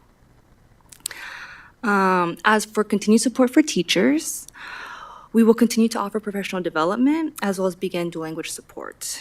We want to align all of our programs, and the MLD, the Multilingual Department, has offered some amazing professional development around Jose Medina's C6 biliteracy instructional framework that we plan to align with pre-K next year too. Melissa? Thank you so much. I appreciate this idea of expanding dual language in the pre-K program too. And you mentioned that way the students for the pre-K, and you mentioned Spanish, but we also are launching the Mandarin kindergarten, and I know that's at Jacob Wismer, and that's not at a title school, but so I just wondered, is there, it's just for Spanish and just for Title I schools? Is that what the program is limited to at this point? Okay. Okay. Yes, the goal originally was to have pre-K programming in all of our title schools. This year we have 13 out of 15 title schools. Next year we're adding the 14th, which is Raleigh Park. The last school that would remain is Raleigh Hills, which is going to be a 2-year build. And I mean, at that point, we will come to the board and to our superintendent and say, you know, Title I is done. Are we ready? Where should we go next? And I think Jacob Wismer and starting dual language even younger, it would be a wonderful option. I have one more question. Oh, Ugana? So I see here that you're currently serving, you're offering pre-K in 13 of the Title I schools, and next year you plan to add a 14th one. Is there a plan to complete it and have all 15 Title I schools offer pre-K programs? Yes, that is the plan. And the only reason we don't add 2 schools next year is because the 15th Title I school is Raleigh Hills, and Raleigh Hills is moving into Greenway while it's rebuilt. And so in 2 years, when the school is rebuilt, we plan on having pre-K. It's being built with pre-K in mind, including classrooms that are created for pre-K, outdoor play structures and areas for pre-K. So it is being built with pre-K in mind. Okay, sounds good. Thank you. And I know we had 20 minutes and we're asking lots of questions, sorry. My last question, I know that I remember when I was going to the classrooms and looking at the playful inquiry, there's a cost to all those materials. So I didn't know are we covering those costs as a district, or is that something we need to think about for the materials? There is a cost for each new program that is added. Once a program is added, then as a district, we support any materials that the classrooms need from year to year, and it's not as much as you would think. Part of the focus of playful inquiry is really using materials that students would in turn have at home. We don't want kids on an iPad. Right. We want students to see play and opportunities to explore and to be creative in their everyday environment with everyday materials. Thank you. Okay, so our third learning objective was to just tie this pre-K work to our multi-tiered system of support. In pre-K, this model applies. What we know about our youngest learners is that when they begin pre-K with us, we are focusing quite a bit more on the right side of this triangle. We begin pre-K by teaching children what it is like just to be in community with other learners, what it looks like to be an active participant with other peers. Many students, this is the first time that they are with other students, and it doesn't just come naturally. The Habits of Mind then prepares teachers with the tools they need for students who may struggle with Tier 1. The teacher with that expertise then knows I need to do something a little different for certain kids, specific kids who are struggling, to get them to a place where they are truly kindergarten ready. When you zoom out of pre-K and look at our triangle, pre-K in general serves as a Tier 1 for our students. When we begin kindergarten, we do believe that our students that have had the experience of being in pre-K with us are starting kindergarten with an advantage of already knowing what expectations are and being familiar in the school environment. So we are excited to see that pre-K, even with the 4-year-olds, is aligned with our MTSS model. So before I hand this over to our partners, these are just some numbers as we prepare for next year. Of course, we have 13 schools. Next year, we will add Raleigh Park. We just opened up interest for families to begin to express interest in registration, and we already have over 30% of the slots filled, which is exciting because many of our schools haven't had their kindergarten registration nights yet, so we're pleased with the numbers. In our new dual language pre-K programs, we've asked families to express their interest. Are they interested in a pre-K program for dual language or not? So far, 70% of the families that have registered in a school where dual language pre-K is being offered have expressed interest in having their children in the dual language classroom. And the last bullet is just a pilot that we're also excited to try next year. McKay Elementary School is going to pilot having one full day pre-K classroom instead of the 2 half days. There are several reasons that McKay made sense to be a pilot site. We have a lot of questions. That's what happens when you start really looking at data, is that we start wondering, how can we make the program better and stronger for our students in title schools for whom we really need to make sure we're doing the most we can.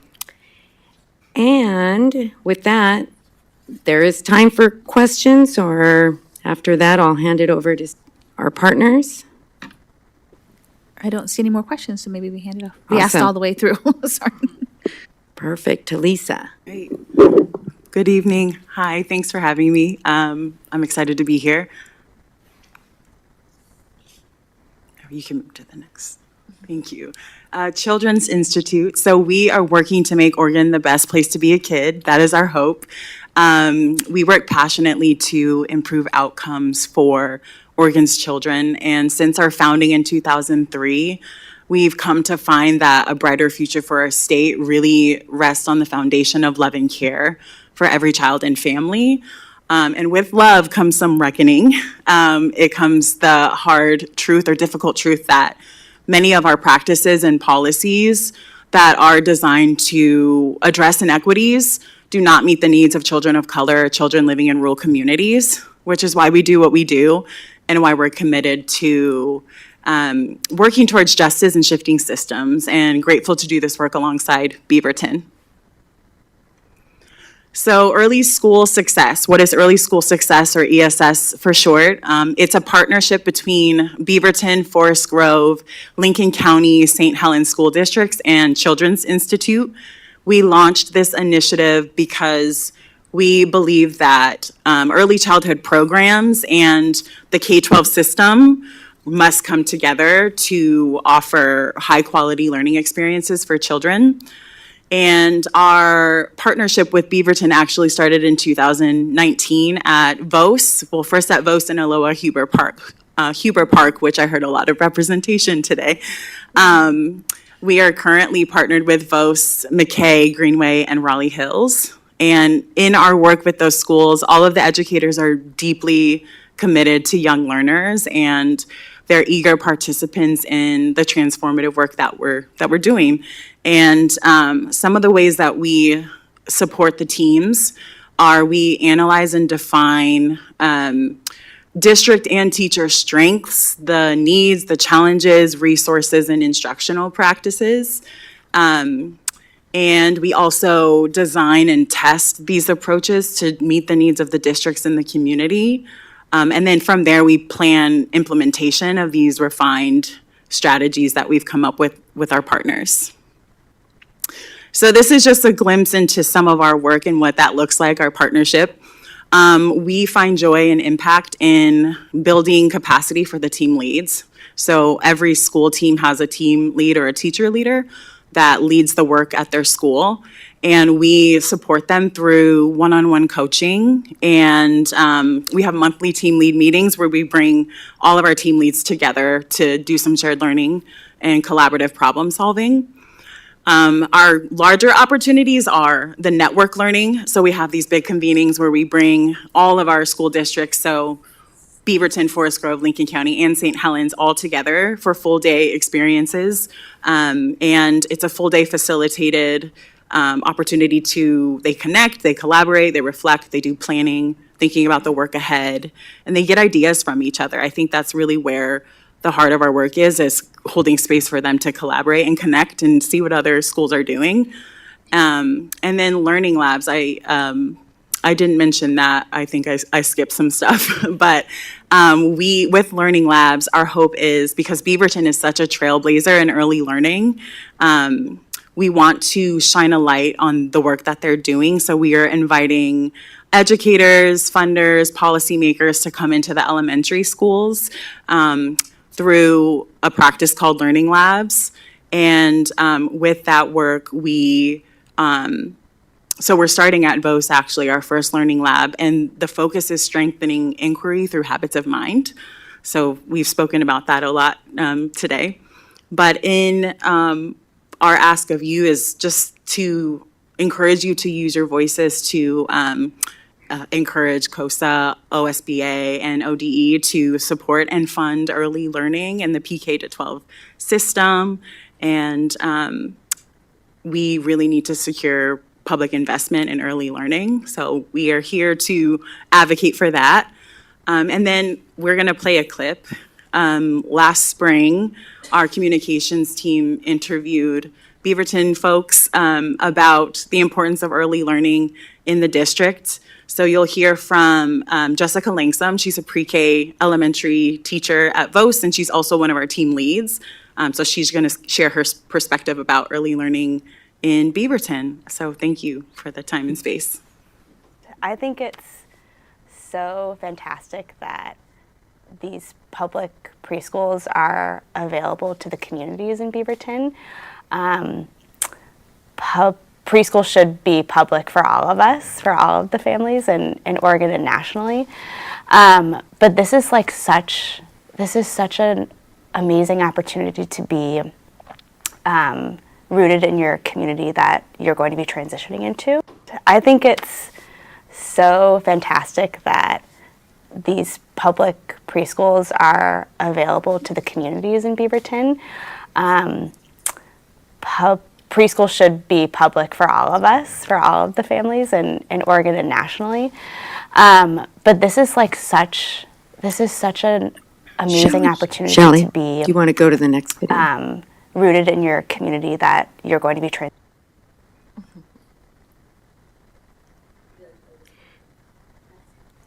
I think something about early learning values is like so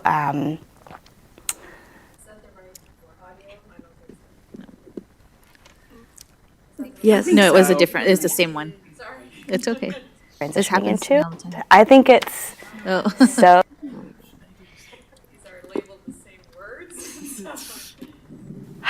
I think rooted in love, and that's not to say that teachers that are teaching older children don't love their students, but there is something incredibly pure about creating community and loving each other and knowing each other that I wonder if it gets lost as we move through the older grades. And that should always be the foundation of edu.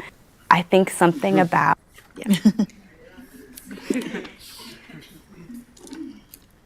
One question I had about the program was, you mentioned, we have 13 preschools, going to 14, and are all 14 participating or just the ones that you named? There was a few. Just the 4 I named, so Greenway, McKay, Raleigh Hills, and Vos.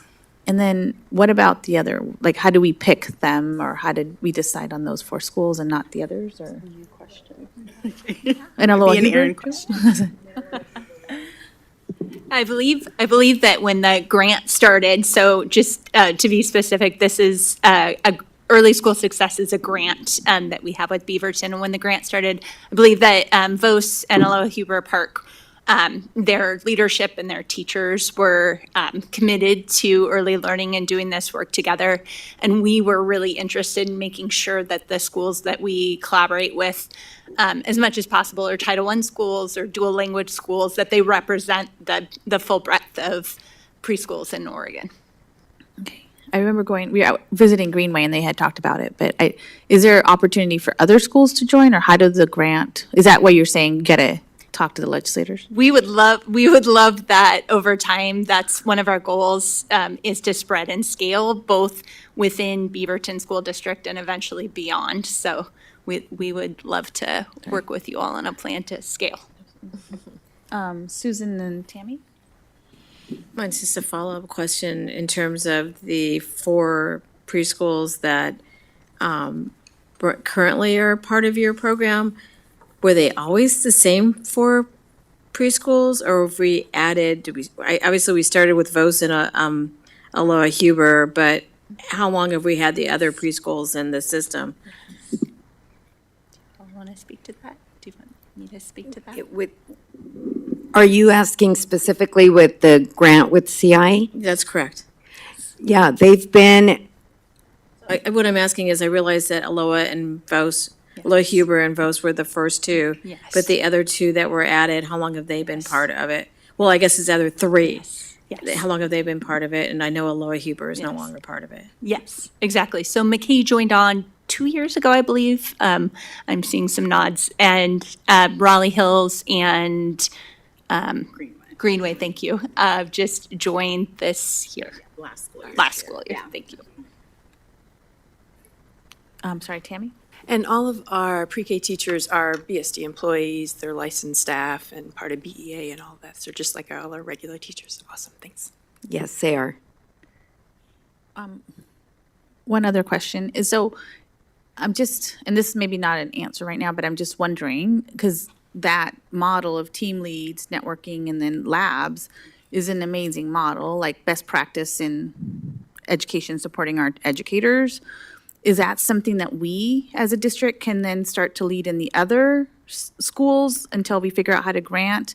Is that something that, is there like a grow your own kind of, not grow your own, but what's that called when you can multiply that kind of learning that we've had in these schools in our other programs to support them? Because the more we can support our educators, the stronger our programs become and the more benefit we have for our students. So I'm just thinking about, like, how do we grow that? Is there a cost, or, I don't know, not necessarily to be answered now, but just, it's a wondering I have. because we do value like early education in Beaverton, and we have had that for multiple years, so, but, that's all.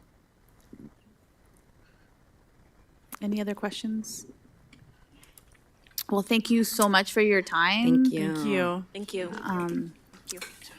And next on our agenda, yeah, do you want to do the, yeah. Do you want to take, we have Mike and then a consent agenda. Should we take a break now and then do Mike? Is that okay? Yeah. Okay, so maybe, Mike, how about we have 5 minutes and then we'll come back. So it's 8:50, we'll come back at 8:55 while we stand and walk around a little bit. So we'll pause the meeting.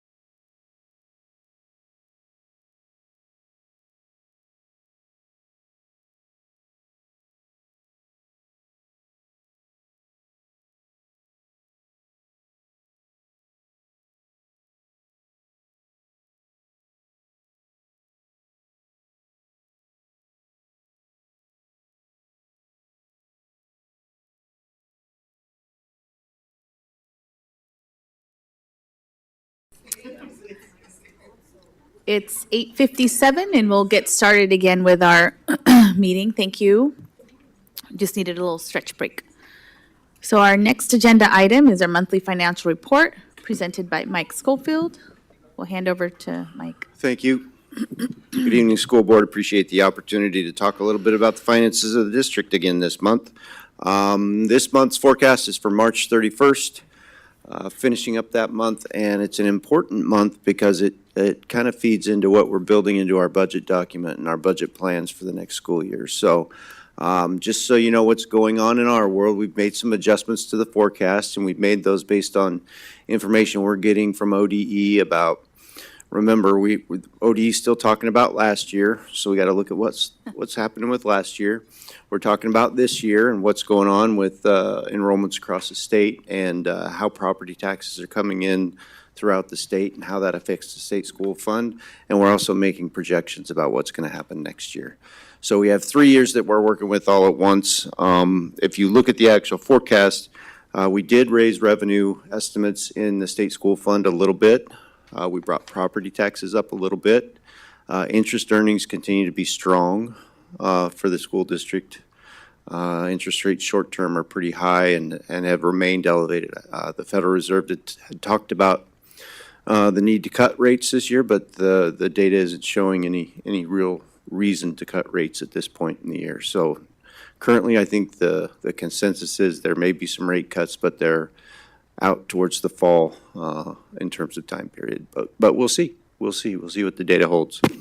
So revenues are up a little bit. We made some modest adjustments, brought down salaries and benefits just a little bit. Some purchase services, we brought them down just based on what they're looking like on trend.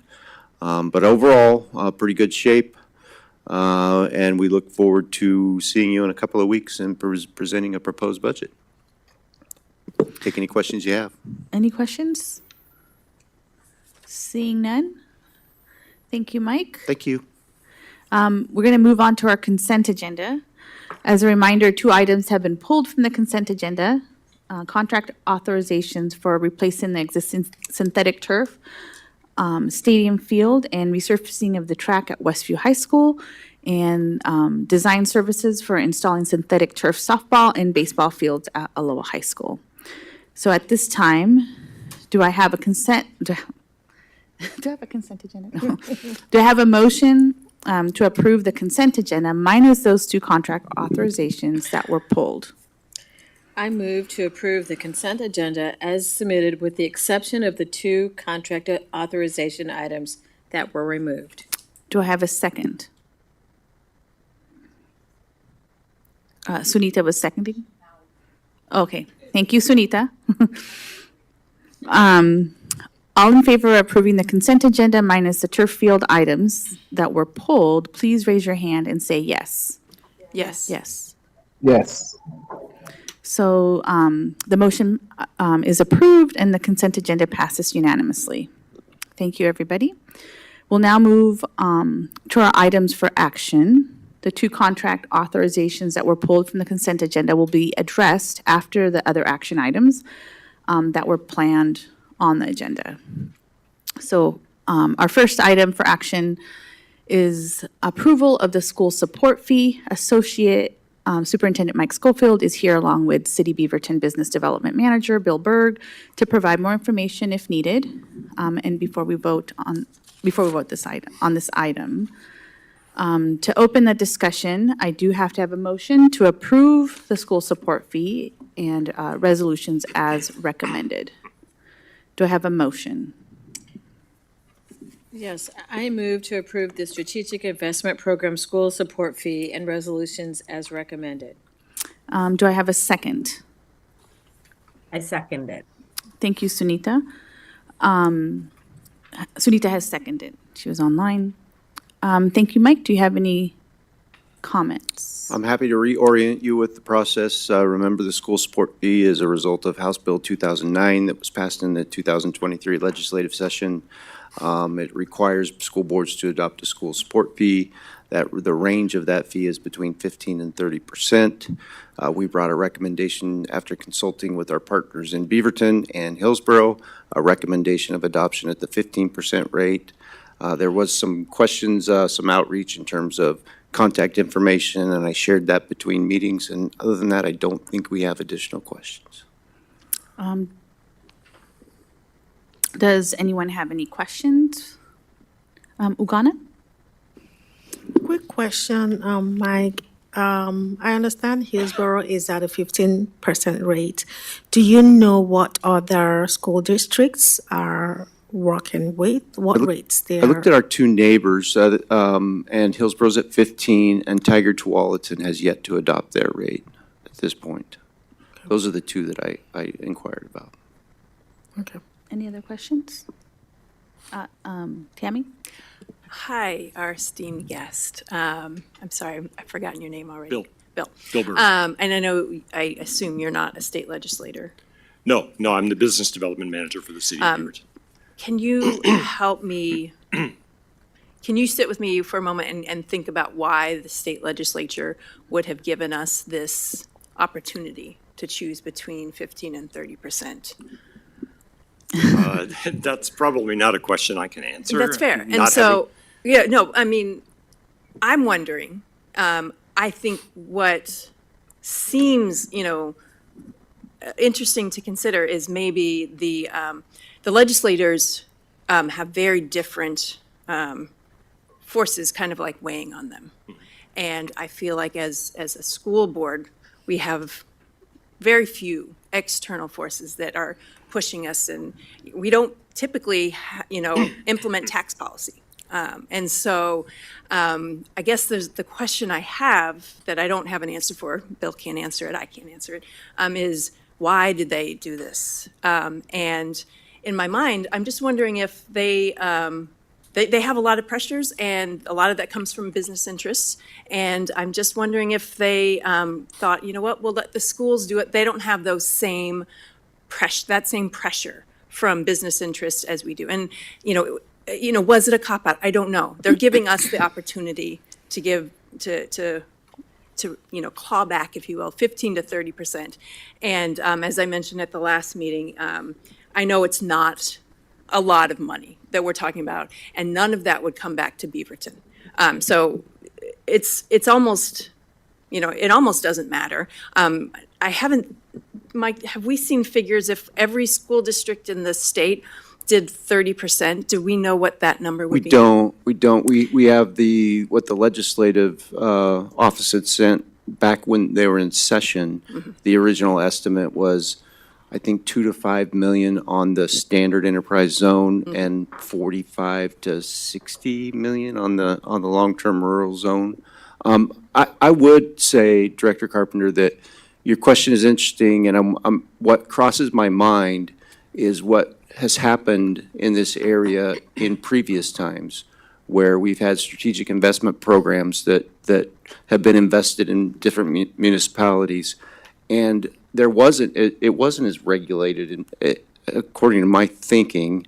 I remember, I think the city of Hillsborough, in their strategic investment program, was really negotiating, at least that was my impression, and schools didn't have a place in that unless the city spoke up for the schools at that time. I don't know if, Dr. Balderas, you were in Hillsborough at the time, but I think there was this, the city was talking with these folks in terms of what those tax breaks might actually look like, and schools were not necessarily originally considered at the table. So I wonder if that might have been something that they were thinking. No, just over the years, I think, when Intel came in back in the 90s, like I mentioned in the last board meeting, I think it's just trying to bring in business, local business to community and Beaverton. That's your job. Right. It's to bring in industry. And I think at the state level, I think there is a look to see if there can be a fix to get boards out of this business and have other jurisdictions maybe take that on as a fix, maybe at the long session possibly. So to your point, it's well taken. It's well taken. Yeah, So. and so I guess I'm relishing the opportunity to have companies pay their fair share, and I get that cities have had this negotiation with businesses to lure them in, but again, I don't have Intel isn't calling my office and wanting to talk to me, and if we decide 30%, I mean, that's what it's gonna be. And I just feel like we have an opportunity to make this decision for the benefit of people, school districts across the state without any cost to us. I mean, we're not gonna hear from any of these corporations. So, and I kind of said this last time, so I'm done. But I just wanted to make sure that you didn't have any insight that maybe I was missing. So I appreciate No, that. and I wouldn't venture into trying to just think what the legislature had in mind. I'm sure it was a result of compromise. It went on for a number of months. There was a lot of discussion about this. A couple of points. The strategic investment program is different than the enterprise zone program. So with SIP, there is a lot of negotiation at the city level. With enterprise zone, it's pretty cut and dried as far as what the businesses have to do in order to qualify for the tax abatement. So we don't get much of a, other than trying to entice them and incentivize them to come into Beaverton, which is the other point I was going to make. I mean, at the end of the day, it's very competitive. And so we try to make it as smooth of a process as possible and as enticing a process as possible for the businesses. Because even, I mean, we're competing with Hillsborough. It's obviously a friendly competition, but if we're at 30 and they're at 15, we're at a disadvantage. So our property tax, rolls may not go up as far as they should if we're not as competitive. So that's my job, is to try to make us as competitive as possible. So I think the ideal solution would be if everybody is at the same rate, and then, it becomes just a fair game, a level playing field where we all compete on the same field. And I think we're actually pretty good at that. So I'm looking forward to getting this in place. The issue here too is that I can't sign any more local agreements. I can't sign up any other businesses until we get this resolved. So that's my sense of urgency, and I appreciate the opportunity to come and speak with you all on the topic. Thank you. Any other questions, Ugana? So this might not be a question for you, but I'm just wondering what kind of businesses are qualified for this property tax exemption? Yeah, that's a good question. The program in general is for what we call traded sector businesses, primarily manufacturing businesses. The businesses are required to raise their employment by at least 10% to participate for the 5 years, 3 to 5 years that they participate in the program. They have to pay, in Beaverton, we have an overlay on the wage requirements. The employees that they have to hire have to make at least 175% of the current minimum wage in order to qualify, and they have to maintain that. They have to have a benefit level of at least 20.2% on top of that. So, I mean, there's some hurdles that they have to jump over and they have to maintain in order to get the advantage of the tax abatement. But on the other hand, Business Oregon did a recent study in 2022 that a return on investment of every dollar of tax abatement that the businesses get, there's $29 of benefit to the community in terms of economic benefits. So you're not going to see much more leverage than that. It's really a good program for returning the investment that these companies make. And again, it's only on new plant and equipment. It doesn't lower any of the business property taxes that they're already paying. And it's not on land either. Sorry, I'm not trying to educate you on enterprise zones, but just a few key points I think are important. So the one thing I'll add is just when we get more businesses into a school district, businesses come with employees, employees come with kids. So I saw that firsthand when I was in Hillsborough. When I was in Hillsborough, I think we were 32,000 back in 88, 89 in terms of a population. It's now over 100,000. And that's mostly because of Intel. I mean, the Intel employees that came in. So businesses bring families. So that's the one positive for, there's a positive, businesses come with people. So employees. And one thing I would add is that as school boards, that's not our regular business to be taxing. We already ask our communities for our bonds and levies, and that adds, to what we're asking from our community. So I know that there's a group working with OSBA and starting to work on changing that, so it's not on us, but it's actually back to the legislators and having those conversations. So that might even be something that we add to our legislative agenda as we start to develop that. So any other questions? Okay. So we have a motion on the table to approve the school support fee as recommended. So we'll now take a vote. All in favor of approving the strategic investment program, school support fee and resolution as recommended, please raise your hand and say yes. Yes. Yes. Yes. Sorry, I was trying to look both ways and on the screen, and so I got 1, 2, 3, 4, 5, 6. All those opposed, please raise your hand and say no. No. So since that is all of us, we have 6, this passes 6-1 with board members, let's see, Susan, Melissa, Justice, Sunita, and Ugana, and Karen voting yes, and Tammy voting no. Thank you so much for being here tonight. And our next item for action is the approval of the board policy revisions we discussed in our last meeting. The district's general counsel, Camelia, and chief of staff, Carrie, are available for any questions before we vote. And this is DN, disposal of district property, and JEA, compulsory attendance. Do we? I move to approve the policy revisions as submitted. Do I have a second? I second it. Thank you. Does anybody have any questions or comments on those? Seeing none, we'll go ahead and take a vote. All in favor of approving the board policy revisions as submitted, please raise your hand and say yes. Yes. Yes. Yes. That motion is approved and passes unanimously, as was submitted. So now we'll go ahead and talk about the pulled consent agenda items. We'll now consider the 2 items that were pulled from the consent agenda. Those are 2 contract authorizations. The first one is for the design services for installing synthetic turf, softball, and baseball fields at Aloha High School. And the second one is replacing the existing synthetic turf stadium field and resurfacing of the track at West View High School.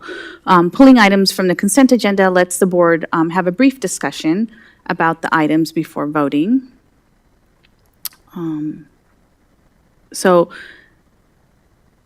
Let's see. Yep, go ahead. I have a clarifying question about the motions. So do I need to? I think we're doing them separately. I need to read those separately? Yeah. Okay. There are 2 separate items, and so there will be a motion second and vote on each of those 2 Okay. items. So we'll start with the Carmen, design. I thought the way we were going to do was the person who pulls it is the one who's initiating. That's right.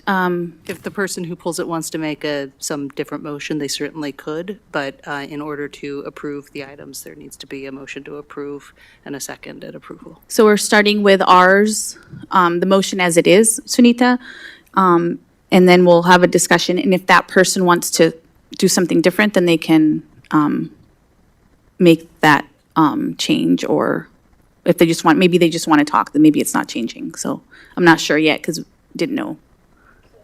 So for right now, what we're going to do is we'll start with the design service for Aloha High School softball and baseball field. This is for the improvement of a softball and baseball field for synthetic turf that the district committed to in 2022 bond measure. To open the discussion, there needs to be a motion that's approved. To open the discussion, is there a motion to approve the contract authorization for design services for the softball and baseball field at Aloha High School? So I move to approve the public contract authorization for design of the synthetic turf, softball, and baseball fields at Aloha High School as submitted. Do I have a second? And that could be anybody. Do I have a second? I second it. Sorry. Thank you. Do board members have questions or comments before we vote on this item?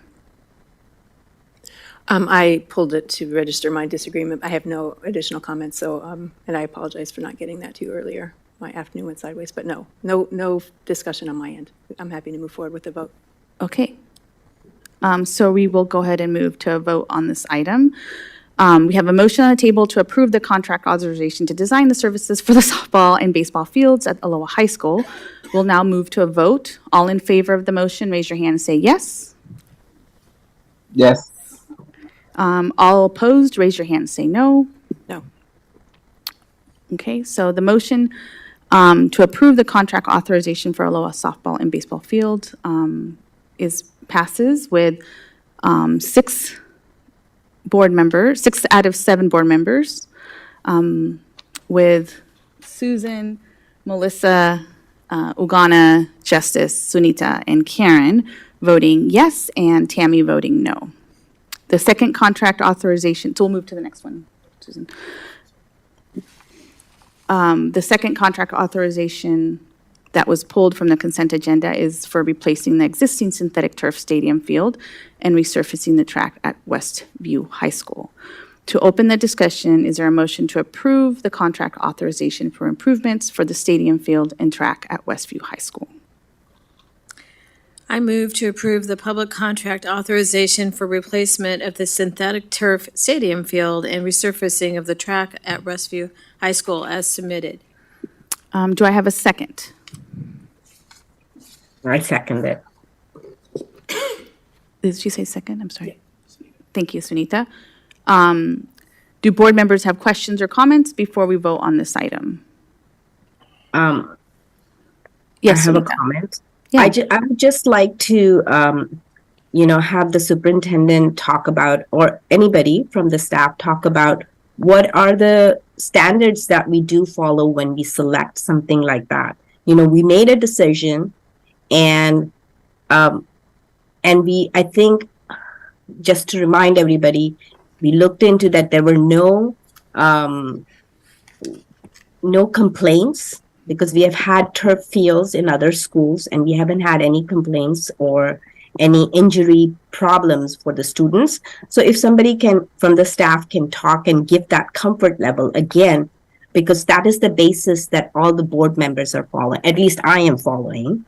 So if you can talk about that a little bit. And there was some extra information too from our memo too that would be helpful. Absolutely. So with regard to the product in which we are utilizing, it's the same product that we'll utilize and was approved for Southridge, as well as a rebuild at Beaverton High School.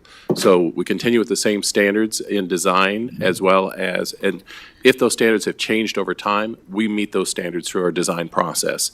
And very specifically, for example, the turf field at Aloha High School softball and baseball, this is a design contract. There's no turf going in. It's a design contract that goes through October of 2025.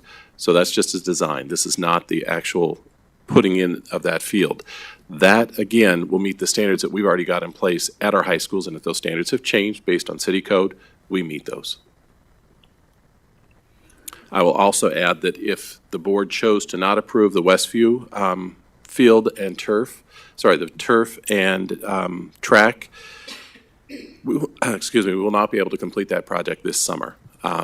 We're up against a deadline to be able to get that contract in to a contractor to purchase the appropriate product, and it's got to be done in the time of summer, which takes us approximately 2.5 months. If in fact that does not happen, we most likely will have to shut down and jeopardize any sports and athletics on those fields, including PE, for the duration of the 24-25 school year. So we have a motion. No other questions? Ugana? Just for clarity's sake, so the materials we're going to be using are the same that are used in other schools? Correct. And there has not been any issues, any concerns, at least not in recent times or ever? We have not in the Beaverton School District, correct. Okay. My concern was the safety hazard associated with the materials for the turf. But if other schools have been using this over time and there has not been any safety issues raised, I'll be happy to go ahead and vote tonight. But that's just my main concern, the safety hazards associated with the materials. Mm-hmm. Thank you. I appreciate that. And one of the comments that we shared with you, I don't believe it was last month, 2 months ago, was the EPA study that has been inconclusive and not complete and has been in process since approximately 2016. And so that report, and they continue to do research and still have no findings. So seeing no more questions, we'll go ahead and move to a vote. All in favor of the motion, raise your hand and say yes. Yes? Yes. Yes. Yes. All of those opposed, say no. No. So this passes 6-1 with board members Susan, Melissa, Ugana, Justice, Sunita, and Karen voting yes, and Tammy voting no. We'll now move on to, I think, trying to find my spot. What was that? Action. Items for future actions. I'm just trying to find my place. And the team. 1 second.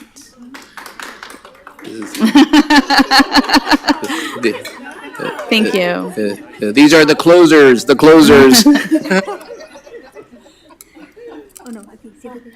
So our language arts and English language proficiency, Dr. Heather Cordy, Robin, Toshiko, and Veronica, Marcela. We'll pass over to you.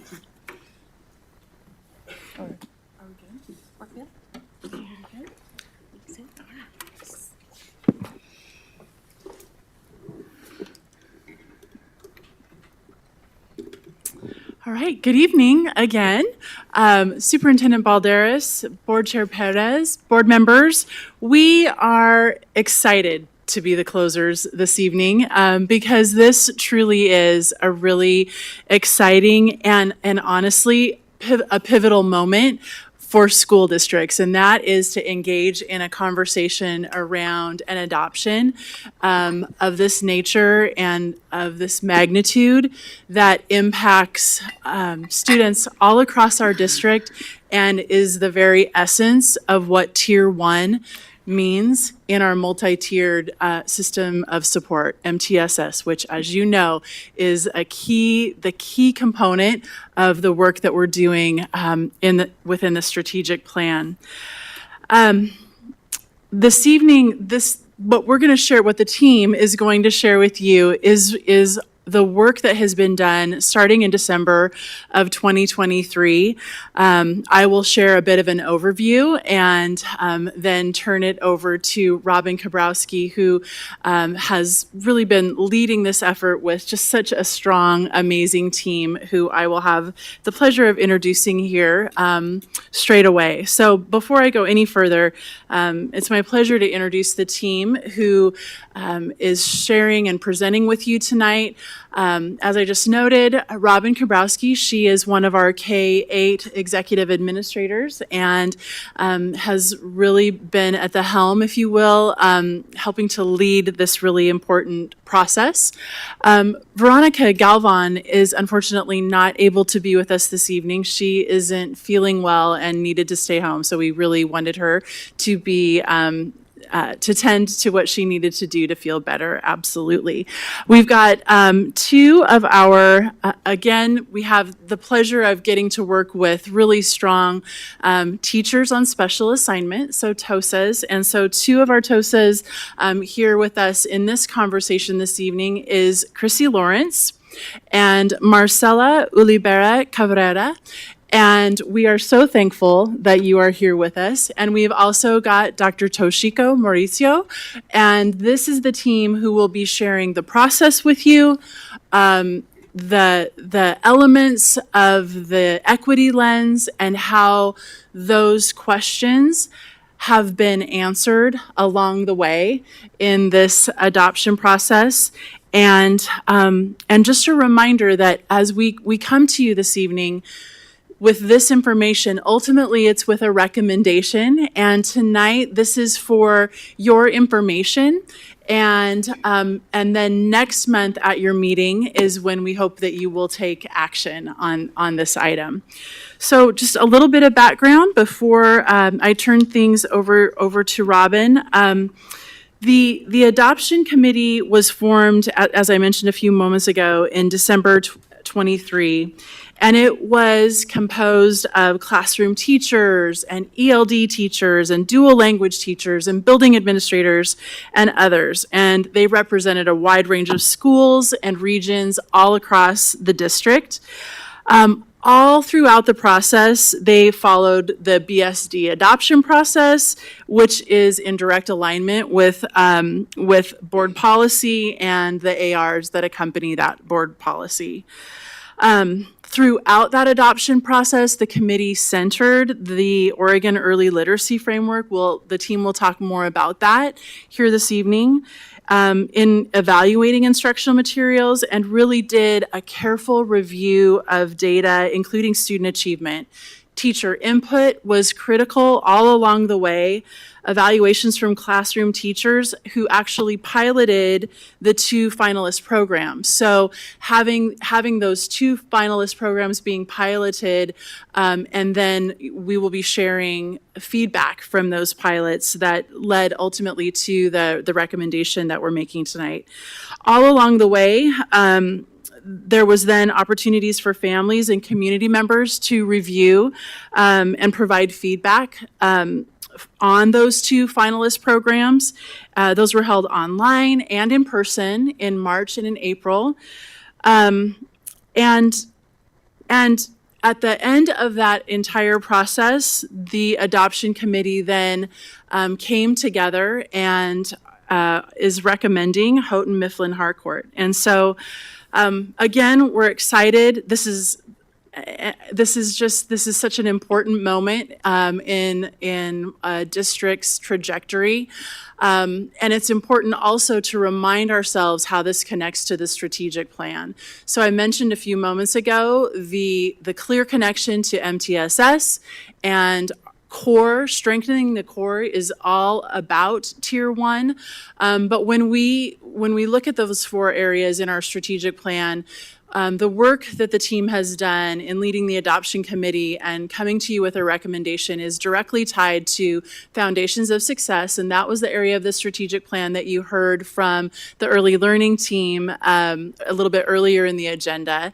That's really the focus on K-3. And then progress on standards, that is one of the goal areas that is more all-encompassing across grade levels around achievement for all.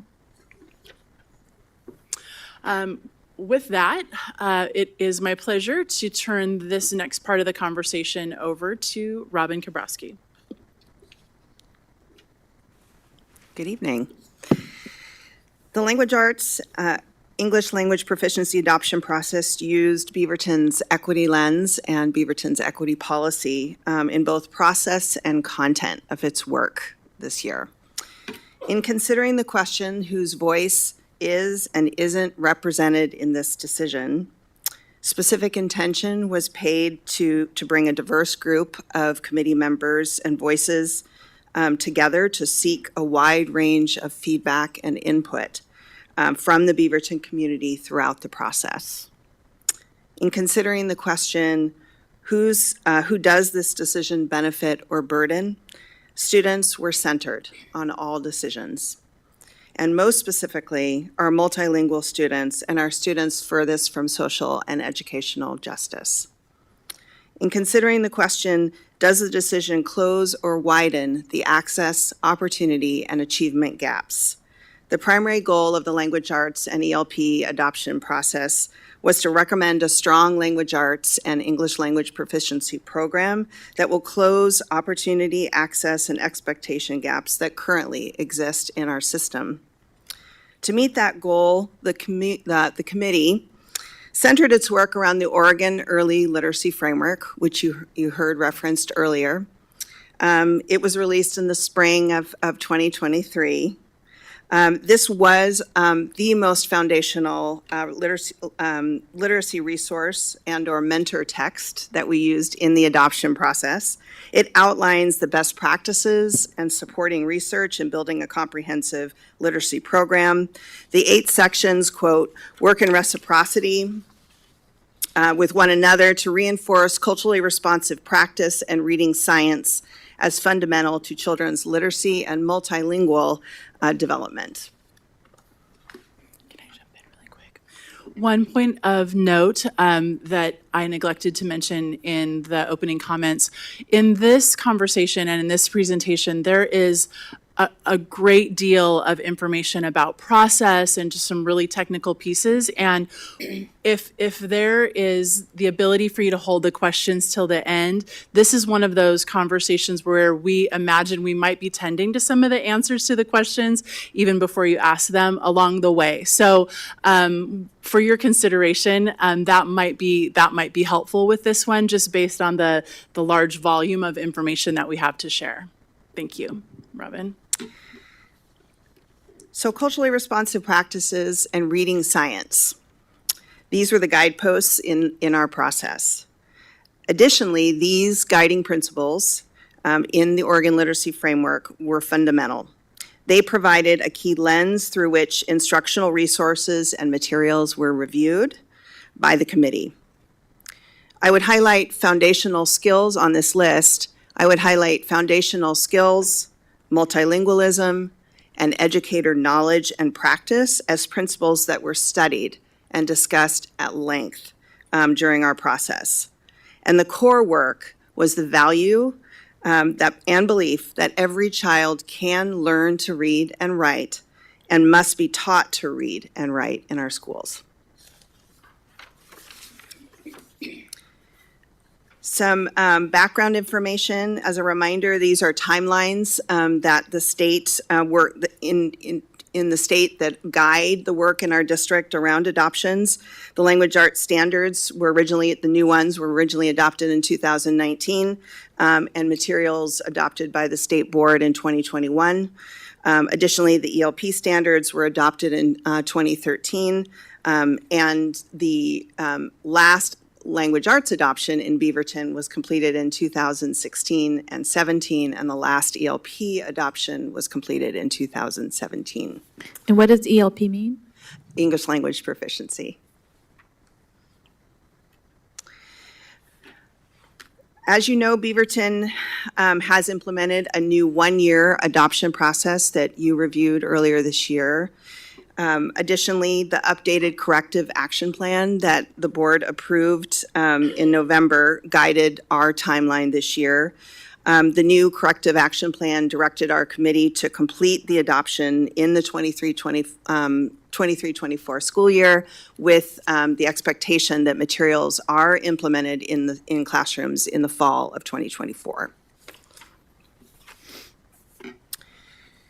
The Language Arts, English Language Proficiency Adoption Committee began meeting in December. While it has been a very fast timeline, the committee members have been dedicated to the process, which included studying best practice and research, as well as gathering input from multiple stakeholders throughout the process.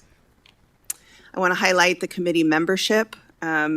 This reflects the composition of our committee. We were fortunate to have a richly diverse committee that came with expertise and lenses for specific to the different stakeholders in our school district. And I believe, let's see. Early in the process, just to highlight some of the technical pieces, we did background research to understand the current state of language arts and English language proficiency in our school district. This included input and feedback on current materials from K-5 teachers and studying achievement data of our students. We also dedicated learning time to understanding high-quality instructional materials and what research says about the impact of high-quality instructional materials on student learning.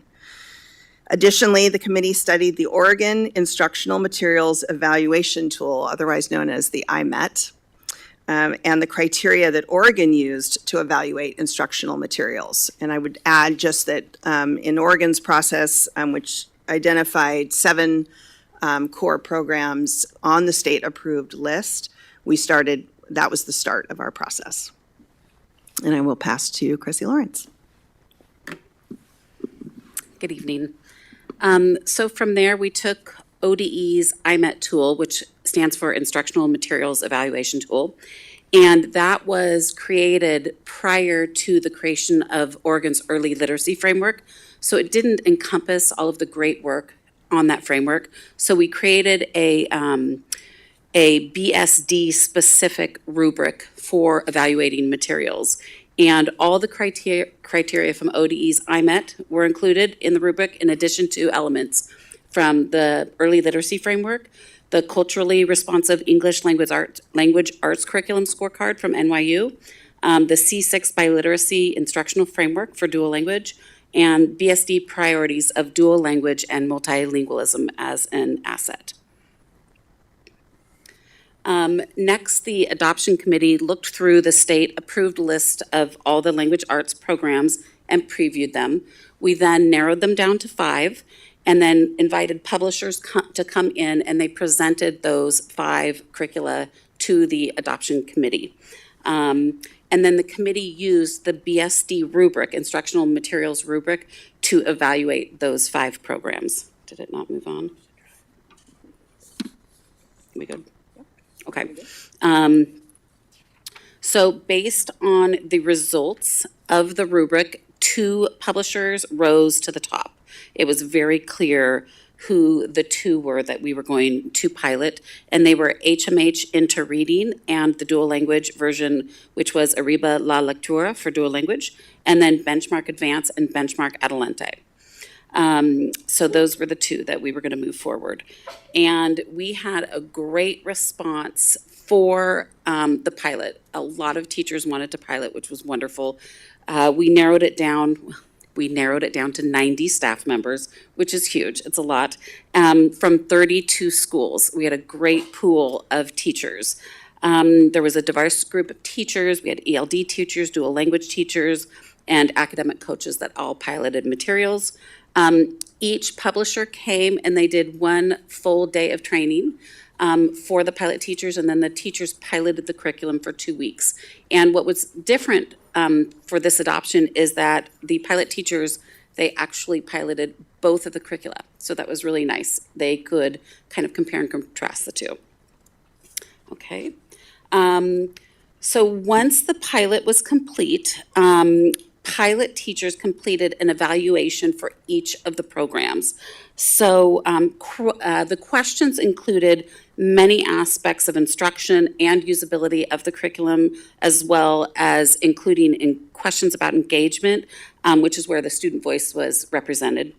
We analyzed the data and then created a comparison document to determine, we did kind of a side-by-side to determine if both curricula included, first of all of the standards, and then all of the other key elements we were looking for from the framework and the rubric that was created. And a list of pros and cons were kind of curated from the evaluation that the pilot teachers filled out, and that was also included. There were some other options for reviewing of the curriculum. So teachers that didn't pilot the curriculum had an opportunity to review the materials. So they were able to review it and fill out a survey, which was great. And then we had an opportunity for parents and community to also review the curriculum. We had 2 in-person sessions that were offered at Terra Linda and Aloha Huber Park, as well as the materials were available to review in person here at the district office. We had them down here and advertised that they were here, and community members could go online and do a review online and submit feedback. In addition to that, Aloha Huber Park hosted a Latina parent meeting where the materials were also available for review at that time as well.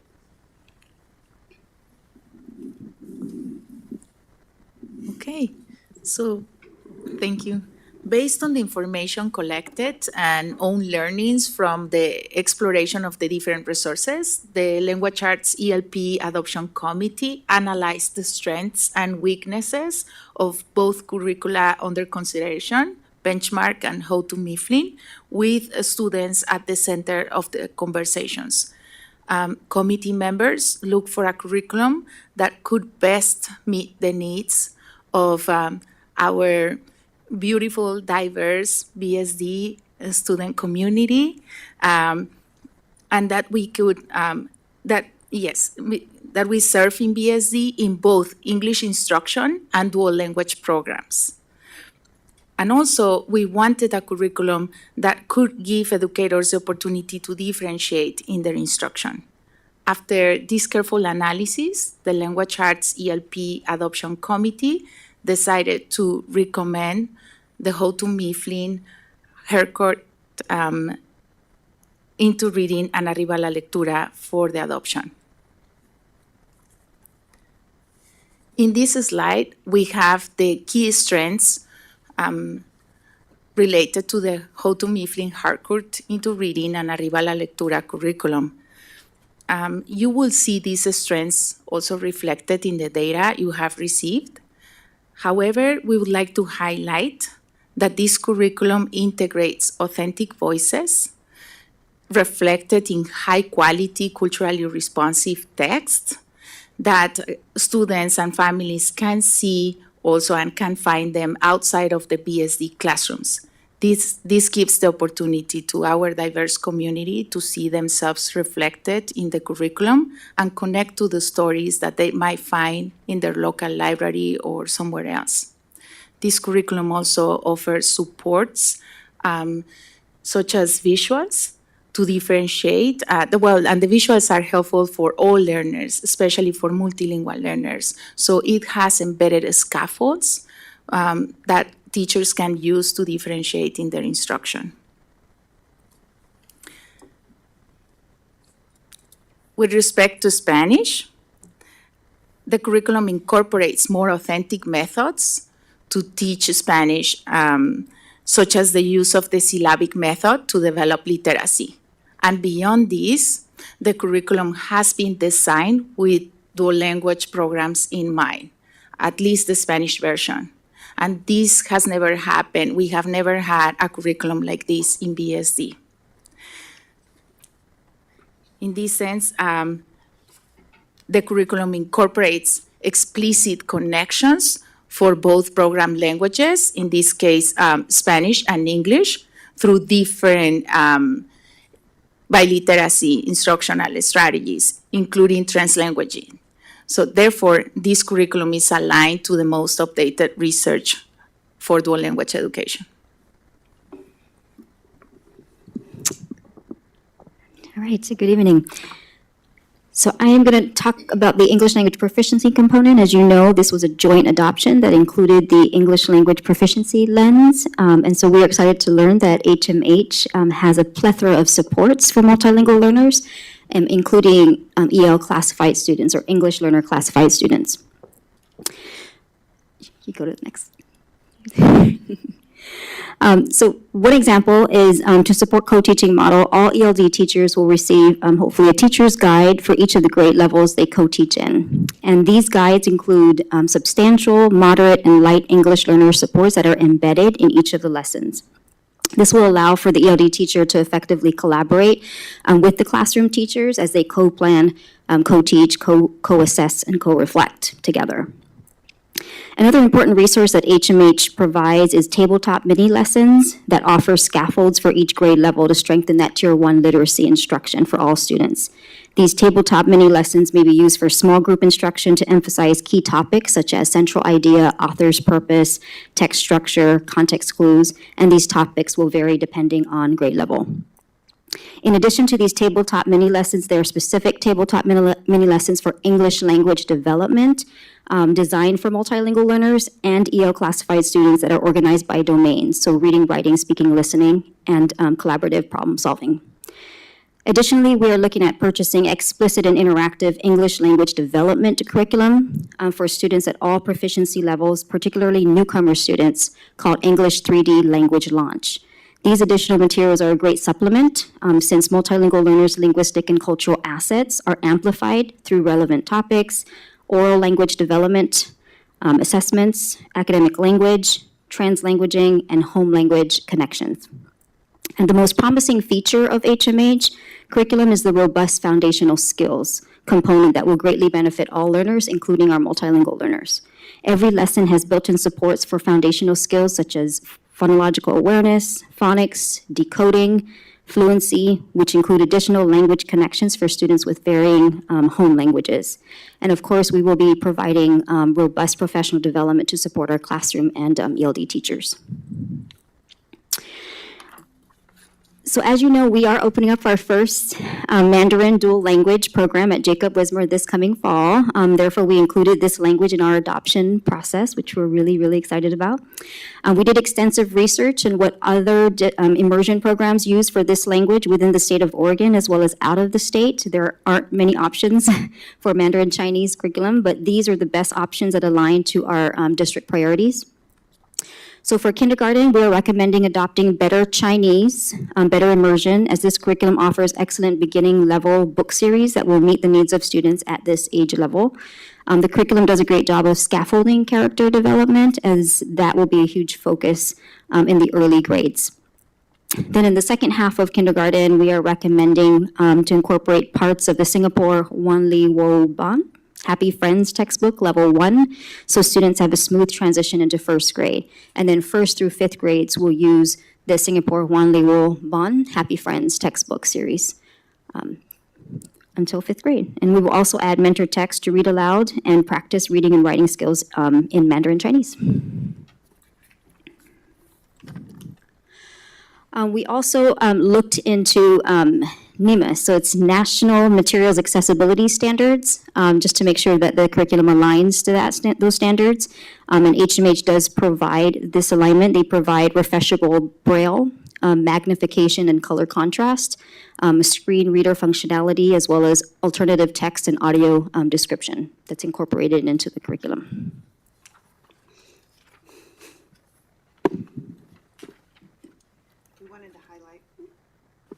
We wanted to highlight also the professional development work and the implementation plan for year one for an adoption of this size, including some of the significant shifts in practice that are identified in this adoption. We know that professional development is absolutely key.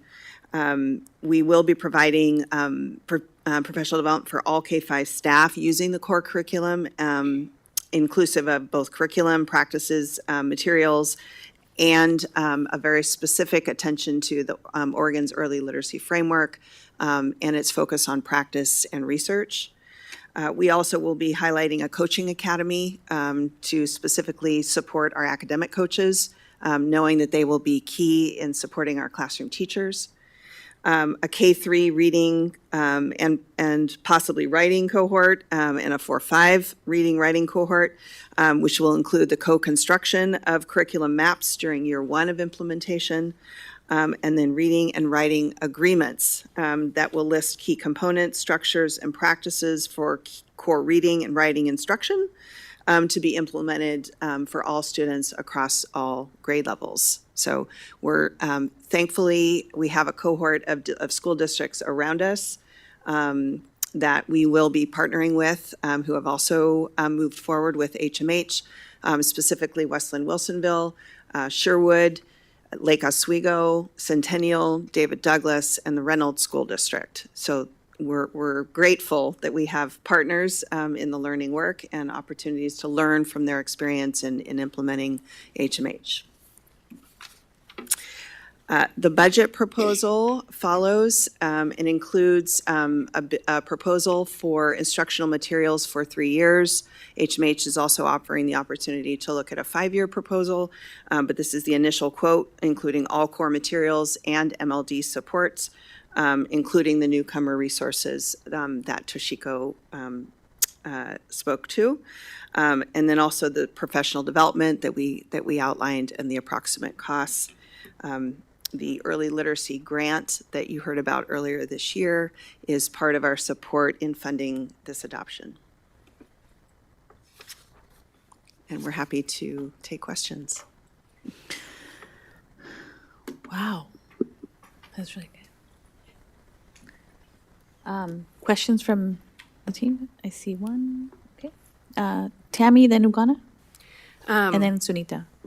Yeah, wow, that's a lot. Curious about how the 5 initial ones were selected. I think one of them ended up not having a dual language component, and maybe that's something we've learned and we'll look for going forward. And then one was a very excellent turn of phrase, culturally lacking, but I read through a lot of the comments and that seems egregious, and I'm really glad that was, obviously not move forward, but just hopeful that all the work that you guys put in, that we could avoid having the committee that worked so hard on this have to sit through some, some presentations from folks that were really not going to work for us at all. So I hope that we, learn something from that, especially, I don't know especially which one. I've spoken to a committee member, and it sounds like it was a really hard presentation to sit through. It was completely inappropriate. So I'm glad we're really far from that one, and hope we don't have to have anyone suffer through that one in the future. Ugana, Sunita? Thank you for your presentation. I can see that a lot of work went into this process, so thank you so very much for that. So my question is regarding your special education students. How do you plan to implement this curriculum for students in the special education program? Or do they have a separate curriculum for them? How does this play in for students on special aid? So we do have several specialized programs, and I believe the board has had an opportunity to learn about some of the specialized programs in Beaverton. Several of those programs will use the core adoption, specifically the EGC, the ELC, the SCC. Can you tell us what those mean? Because we may not remember. Emotional Growth Center, Emotional Learning Center, and Social Communication Center. Those programs specifically. I know. It's almost 10, so that was really good, but it helps us. Thank you. Those programs will implement the core curriculum. We have several other programs in Beaverton that will require modified curriculum, and the special education department will direct the materials for those programs. Those are specialized programs. For students who receive resource room level support in our schools, they will be in classrooms, and we will be doing professional development with learning specialists, both in our core training, but also in the fall to support how we use the materials to provide accommodations and scaffolds for those learners. So the goal in a core adoption is that we want to provide grade level access for all students. Thank you. Sunita? Thanks for the presentation. A lot of information to digest. So, and I looked at the educators' survey for the HMH and the benchmark, and you answered a couple of my questions about the about writing development and also about the kids with disabilities. That survey was divided in 4 sections. So instructional design, and there was one for dual language, and there were only 4 questions on that. And out of those 4 questions, 3 of them said that they didn't have enough data to make a decision for HMH. But after listening to Toshiko, I feel like a lot of research has gone into, and you guys have looked into it, so it must be the best one that you selected. The other thing is that how much we are spending on this. What is, like, if we look at it about other programs, is it similar, more, less? How are we? And does this program allows us to, like, there were a lot of things where they said they didn't have enough information. So can it be modified? Will we learn better, like with time? Because there's a lot of money also being put into coaching teachers. So my couple of questions is, as far as modification, will they allow us, like if we say, hey, we don't see enough of this, like maybe we need more for writing development for students, can that be modified? Will they provide us more information for that? And then also about how much does it cost? Like, does it fall in the same, the other programs? They do offer support over the years as we have it. So if we have questions, we're saying we don't have enough writing support or whatever it is, there are levels of professional development and training that are included in the purchase of materials. And so they have been very responsive. I've been pretty impressed with the responsiveness of them. And also, we have kind of curated what we're ordering for right now. For instance, on the quote was a student set of reproducibles for 2 different books. And we don't know if they're going to be best practice. We don't know how teachers will use that in the classroom. So we just said, we just want one master for each teacher, and they can print them off from the digital, materials and use them. And then if they feel like we need a full class set, we can revisit that. So we really looked critically at all the materials and kind of weeded them and curated something that we felt was a good starting point. And they've been really responsive. Yes. Sunita, the only thing I would add to that is, like, for example, the English 3D language launch doesn't come in K3, but they have heard feedback from many districts that that is needed for the newcomer support at those grade levels. And so they are working right now on creating those, and we'll be getting those in August of this year to be able to support our newcomer students. So they are very responsive. That's good to know. And Director Garg, in response to your question about budget, the dollar amounts that you see associated with this recommendation is very consistent across any of the instructional materials on this adoption topic, this content area that we would be bringing to you. That's good to know. Thanks for all the information. And I'm glad science of reading is also being included, and hopefully our literacy rates will go up and kids will benefit from this adoption. Thank you so much. Do you have other questions? I had some people already asked the questions I had about like special education, and is there so we were funding it for 3 years, and year 4 and 5, because we're going to have this for a couple of years.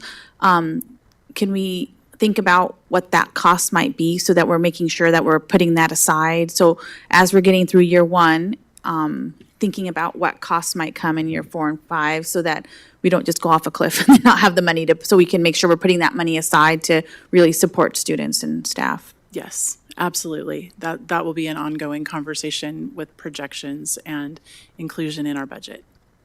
And then sometimes I know they have fees for like tech when you go into year 2 or 3 or 4 or 5 too, like those extra fees that would be good to know ahead of time. Is there a parent component to this, to any of these? I haven't heard that yet, so. There is a home component. I haven't dove really deeply into it, but there is a connection to home, definitely. And in terms of, I'm just going to revisit the students with disabilities, there are a lot of scaffolds and differentiation and additional support in the materials for students, for all learners, so.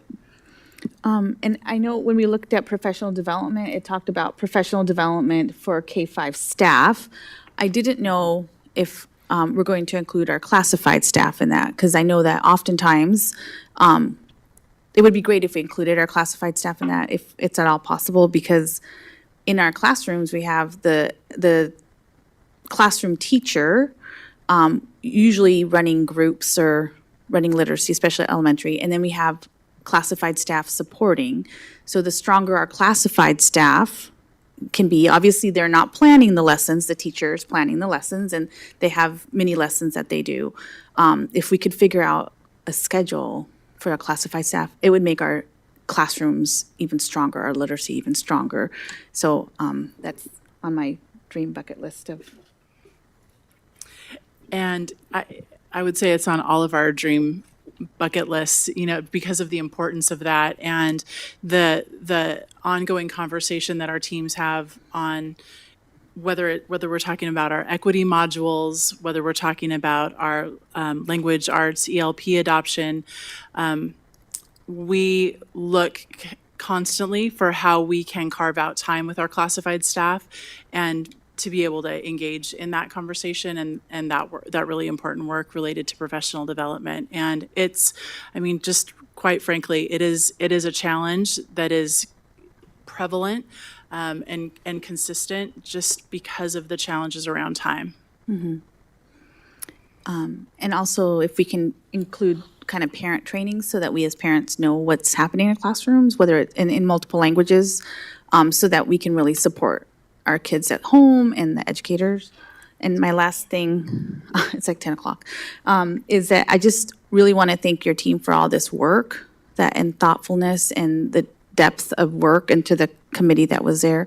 And a special thanks to how you addressed the equity lens questions early on, and were actually able to name for us how you use the equity lens, and looking at who's going to benefit, who's, who would, and all that. It just makes it much richer for us to understand how that equity lens is used when you actually state how that's used. So I really appreciate that piece too. Any other comments before? I don't know if we answered Director Carpenter's question explicitly. It was, I saw you attempt, and it's fine. It was a little bit more of a comment, but I saw nodding. Yes, we've learned to be more careful about that, so thank you. Thank you. And again, extending my sympathies to people that had to sit through at least one of them, so thanks. So thank you. Our second topic, thank you for your time. We'll let you go home at 10. Sorry about that. I'll see you at 6 thank tomorrow you. morning. Yeah. He's going to be in his office in the corner looking down. The clipboard. Thank you, team.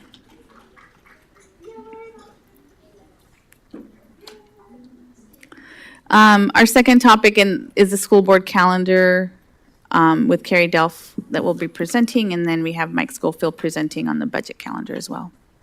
Thank you. So more briefly, as we wrap up for the evening, each year the board plans its school board calendar for the coming year.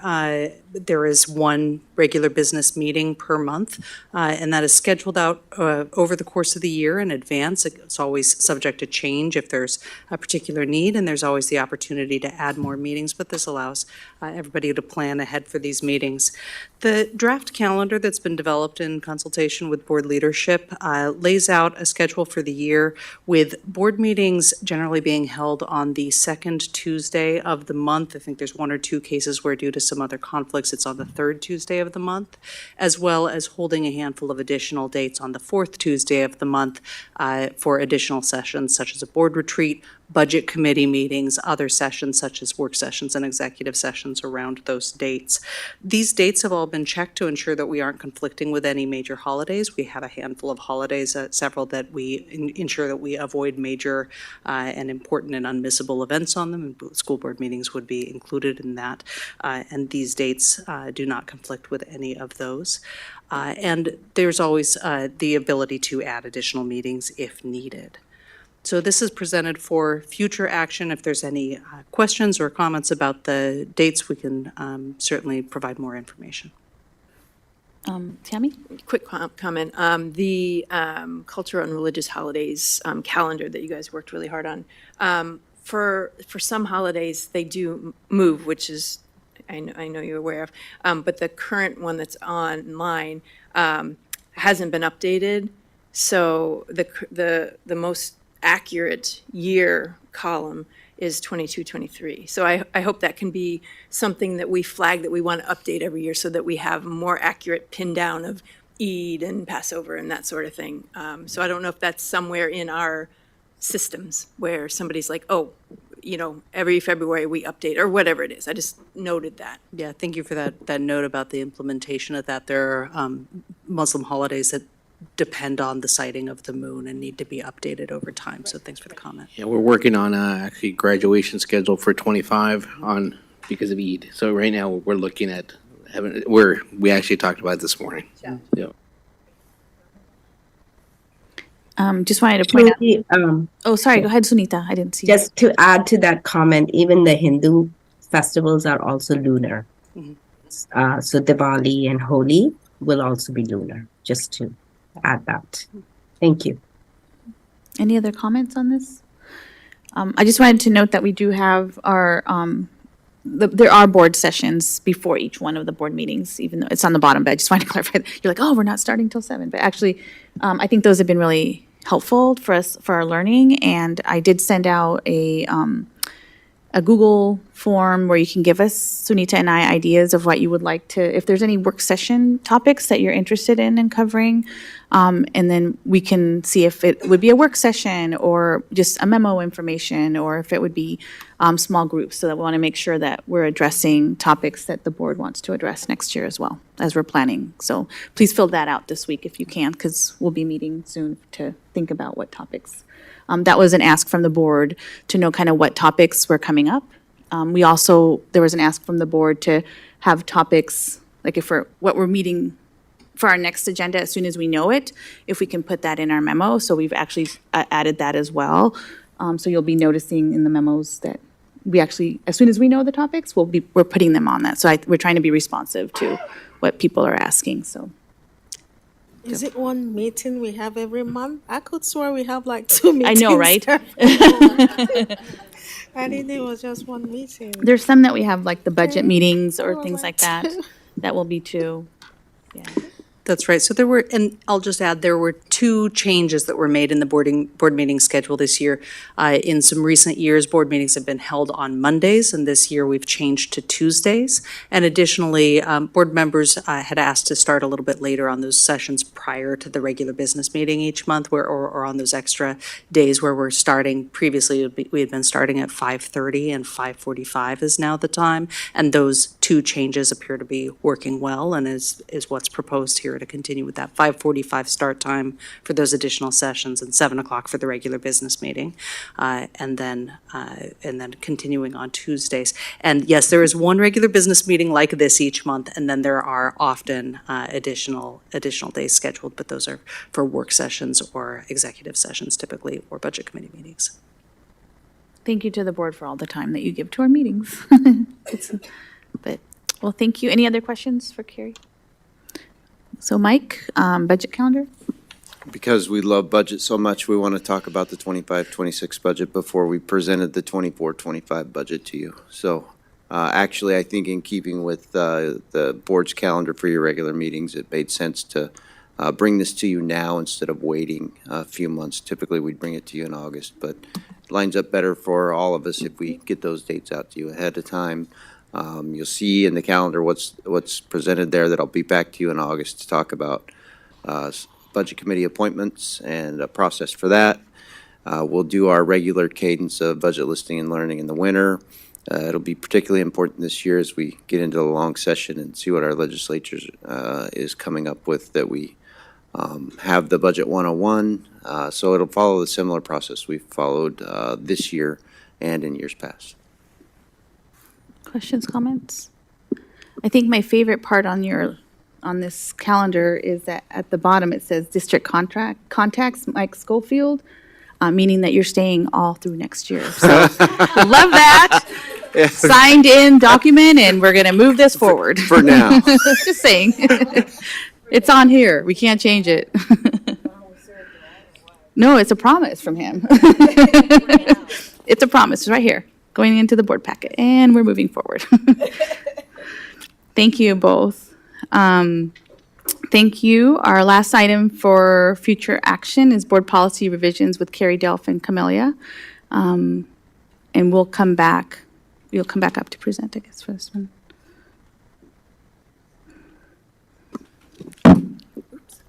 All right.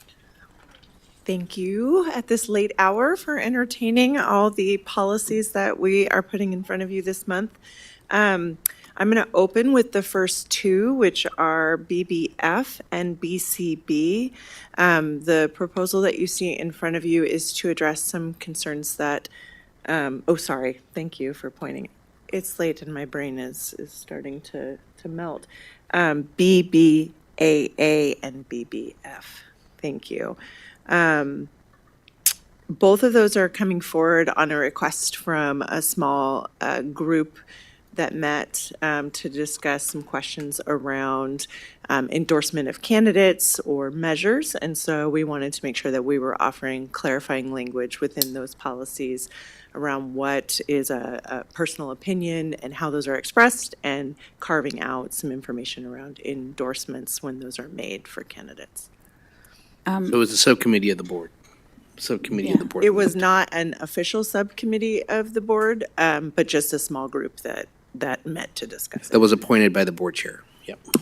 And I think part of this, well, the main part for us to think about when we were kind of starting to talk about this in the small committee was around, there was a question around, can we, ¿cómo se llama? Can we endorse people? And to me, I'd always said, yes, we've always endorsed people. That's at least what I've always been told. And as a chair, I said, well, let me ask. And so asked OSBA, is that something that we can do, or is there something that we should be doing differently? And so that's when, for clarification, OSBA came back and said, no, according to your policy, the way it reads, you're not allowed to endorse, and this is why. So that's the information that was given to the board, and that was really close to the last election when everybody was trying to endorse and asking for endorsements. So really appreciate the board, following what OSBA said, and we said we would come back and look at it with our in-house counsel and make some edits to ensure that we're elected folks and we can endorse people, and clarifying that so that we don't have to question it as a district. So thank you for that, looking at that. So another few of the policies that are presented for consideration are adjustments in the policy, this is BCB this time, board officers, providing some more clarity around the process and the timeline for electing board officers. That's the chair and vice chair who coordinate the board and meetings. There are some more details that are available in the law and in many other districts have in policy that have not been clearly laid out in Beaverton's district policy until now. There also was some discussion at a previous point about when is the time that board officers are elected. That can be no later, if there's a deadline, it has to be done no later than the first meeting after July 1st. It can be done before July 1st, but you can't hold a meeting in July or after July 1st and not elect board officers. So it doesn't need to be done by then, it can be done before then. Past practice has been mixed in Beaverton. Sometimes it's been done in June, sometimes it's been done in July. Same thing, you can also swear in new board members in June or swear them in July. New board members can't act as a board member until they're sworn in and begin their terms, and you do need to have board officers in place. So the draft policy revisions here lay out more clearly what the process and the timelines are. Lay out that typically that would be conducted in June, and if the board does not elect officers until after July 1st, that there is provision for interim officers to bridge that gap until the election of officers occurs, because that had not been clearly laid out in policy previously. And then you'll see there's a little additional cleanup work just to align with policy, makes some minor tweaks going on there. Questions? Yes, Tammy? I guess the June elections, I remember watching the board meeting from last June, and I wasn't sitting here, but it seemed like it was a little bit of confusion, and me as an incoming board member was also confused as to why elections were being held for officers that were going to represent, 3 new board members. So I just wonder if, to avoid something like that in the future, it was just, it's in July. We just elect in July, rather than putting something in that's open to interpretation in a similar fashion that happened at the last board meeting, where it could have happened that officers were elected. I mean, that was on the table. And so I'm just wanting to avoid future situations like that where it is confusing or not clear, or maybe even disenfranchising oncoming board members. So my inclination would be to say we elect officers in July once we've seated new board members, and to make it less confusing, even in off years like the upcoming election, just have it in July. That'd be my way of thinking through avoiding what happened last June, but I'm interested in what other people think. Yeah. Any other comments on that or thoughts? I remember Melissa? the same meeting. And I remember thinking, gosh, doesn't it make sense to do it in July? But there's been a mixed pattern of how we've done it in Beaverton. So I think Again, 8 we've out of never- 10 years. I think yeah. 8 out of 10 years. Was it 8 out of 10? I would have to go back and look again, but it really was very mixed. It was not, Yeah. it was not related to whether there was an election that year when we looked back at a 10, 12-year Yeah. history. And my recommendation, I agree, it's just having some standard that this board can agree to avoid any confusion. Again, it's your leadership. So. My only point, I think the majority of the board last year was thinking July as well. One thing that was hard last time was that the chair was leaving and not having somebody be supporting summer school and all of the planning that happens, or having the previous chair, if we haven't chosen, be the one planning the next year, because you have to plan it during the summer. I mean, it would be really hard to wait, is what was challenging. And so in the way that it is right now, we are making, like, it does state, like, if there's no chair and that person's going off, then so there's like, it clarifies like who could do it during the summer and do all that planning and all that work. But knowing how much work goes into it, in my mind, it makes sense to do it in June, just so that it would be consistent, especially if you're going to be switching chairs for the next year, and you'd want them to be a part of that conversation, and they couldn't be until they were given that role. And at the same time, it was like there were another piece that was talked about at that last meeting was, or last year's, was that the current board would know the people that were sitting here and think about, we're not voting just for 1 year, it's really for the future of our district. And so the current board would know the people sitting there that would be possibly chair or vice chair. But I guess if new people are coming in, they could actually be part of that too. So it's just, I think the more we can clarify, the better as well. But Susan, did you want to say something? You know, honestly, I could go either way, June or July, to be honest with you. And I've been on the board a long time, and I do think that for the most part it's been in June and not in July. But yeah, so, and it hasn't really I mean, I'm gonna be straight up and say it hasn't really been a big deal to be in June. I mean, we've had school board members, and we've had transitions very similar to this one where we've had new school board members and it's not been a big deal. So, and it's been multiple times of that, because this is my third term, and so I've been through it, like I said, multiple times. So I don't think there's an issue with it being in June. I have a follow-up question for Susan. So with the June elections, that happens so often that you were voting for leadership prior to new school board members being seated? Or was there so much like re-election that it was always more or less the same board? Like, we had 3 incoming new board members.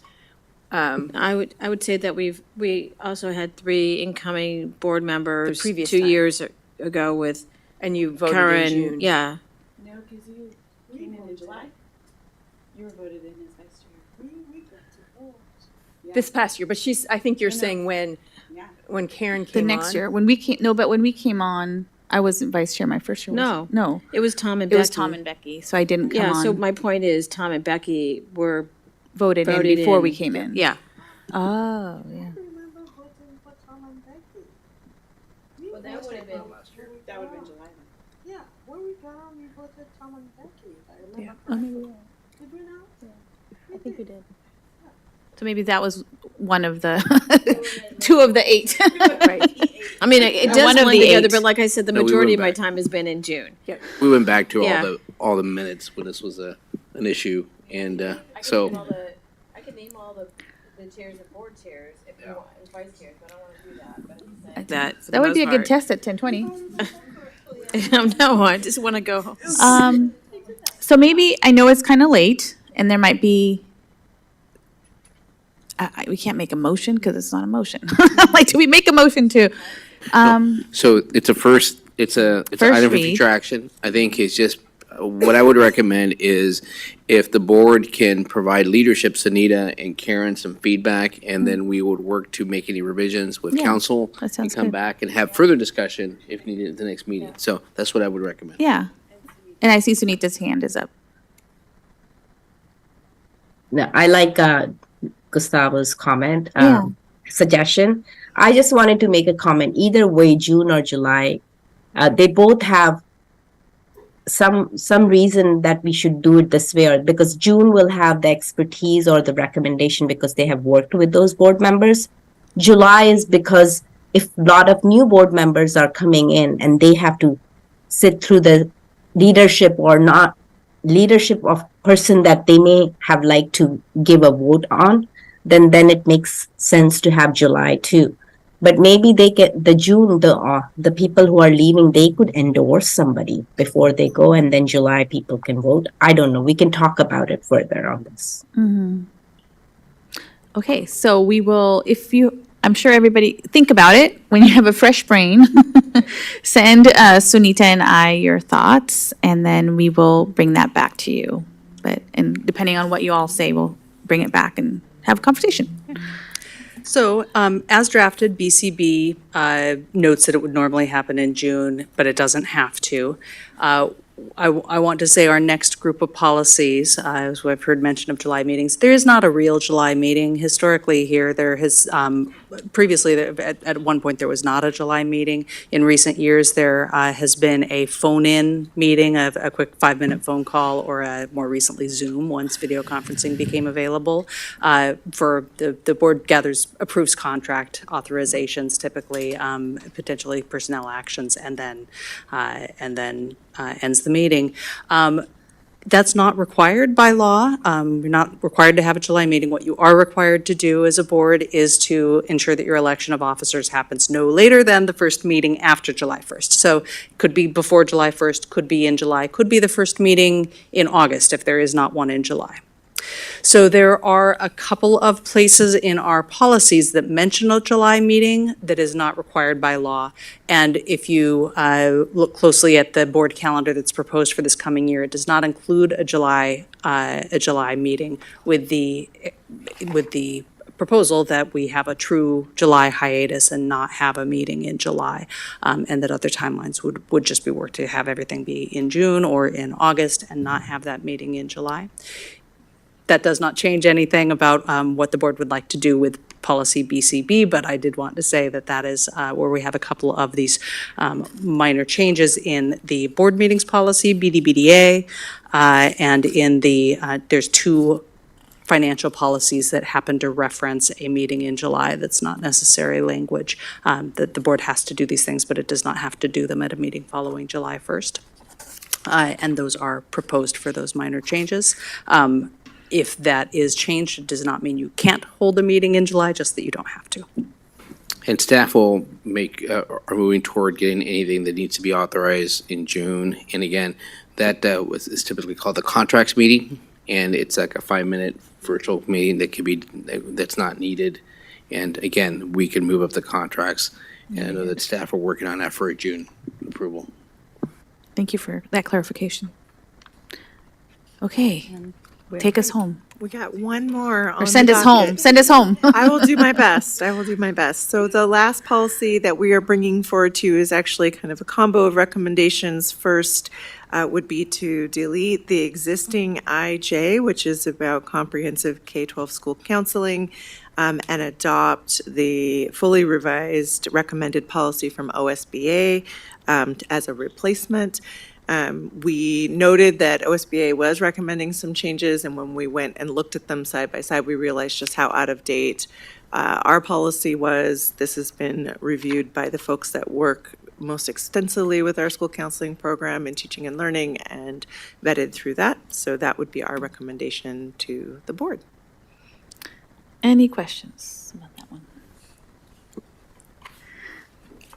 Are you sure? No, just kidding. Okay, well, thank you.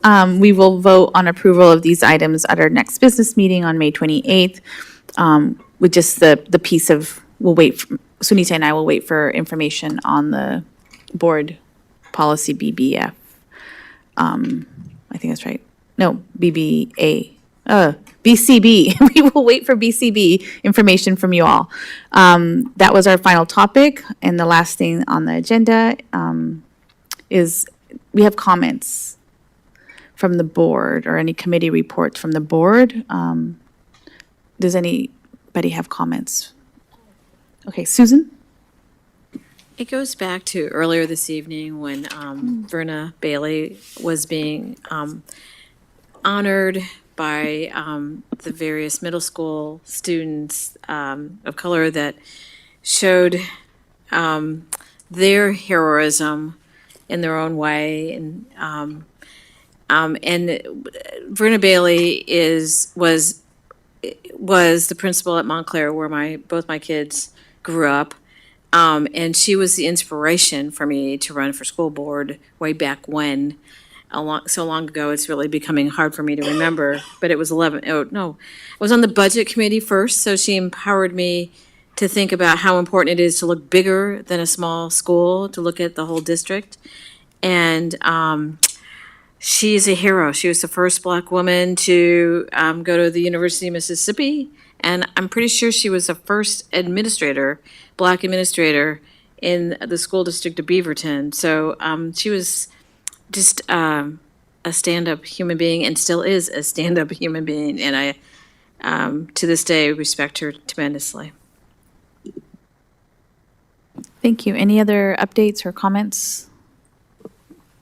Tammy? Super quick. Thank you for getting the YSO data for us. And I think we were talking about wanting to have data before we were able to say whether our changes were working or not. And I think we are still seeing some racial bias. So I hope that we can spend some time in the next calendar or next school year looking at that in a thoughtful way. So that's all. Thank you. That would be a good one to add to the Got it. topics too, I think.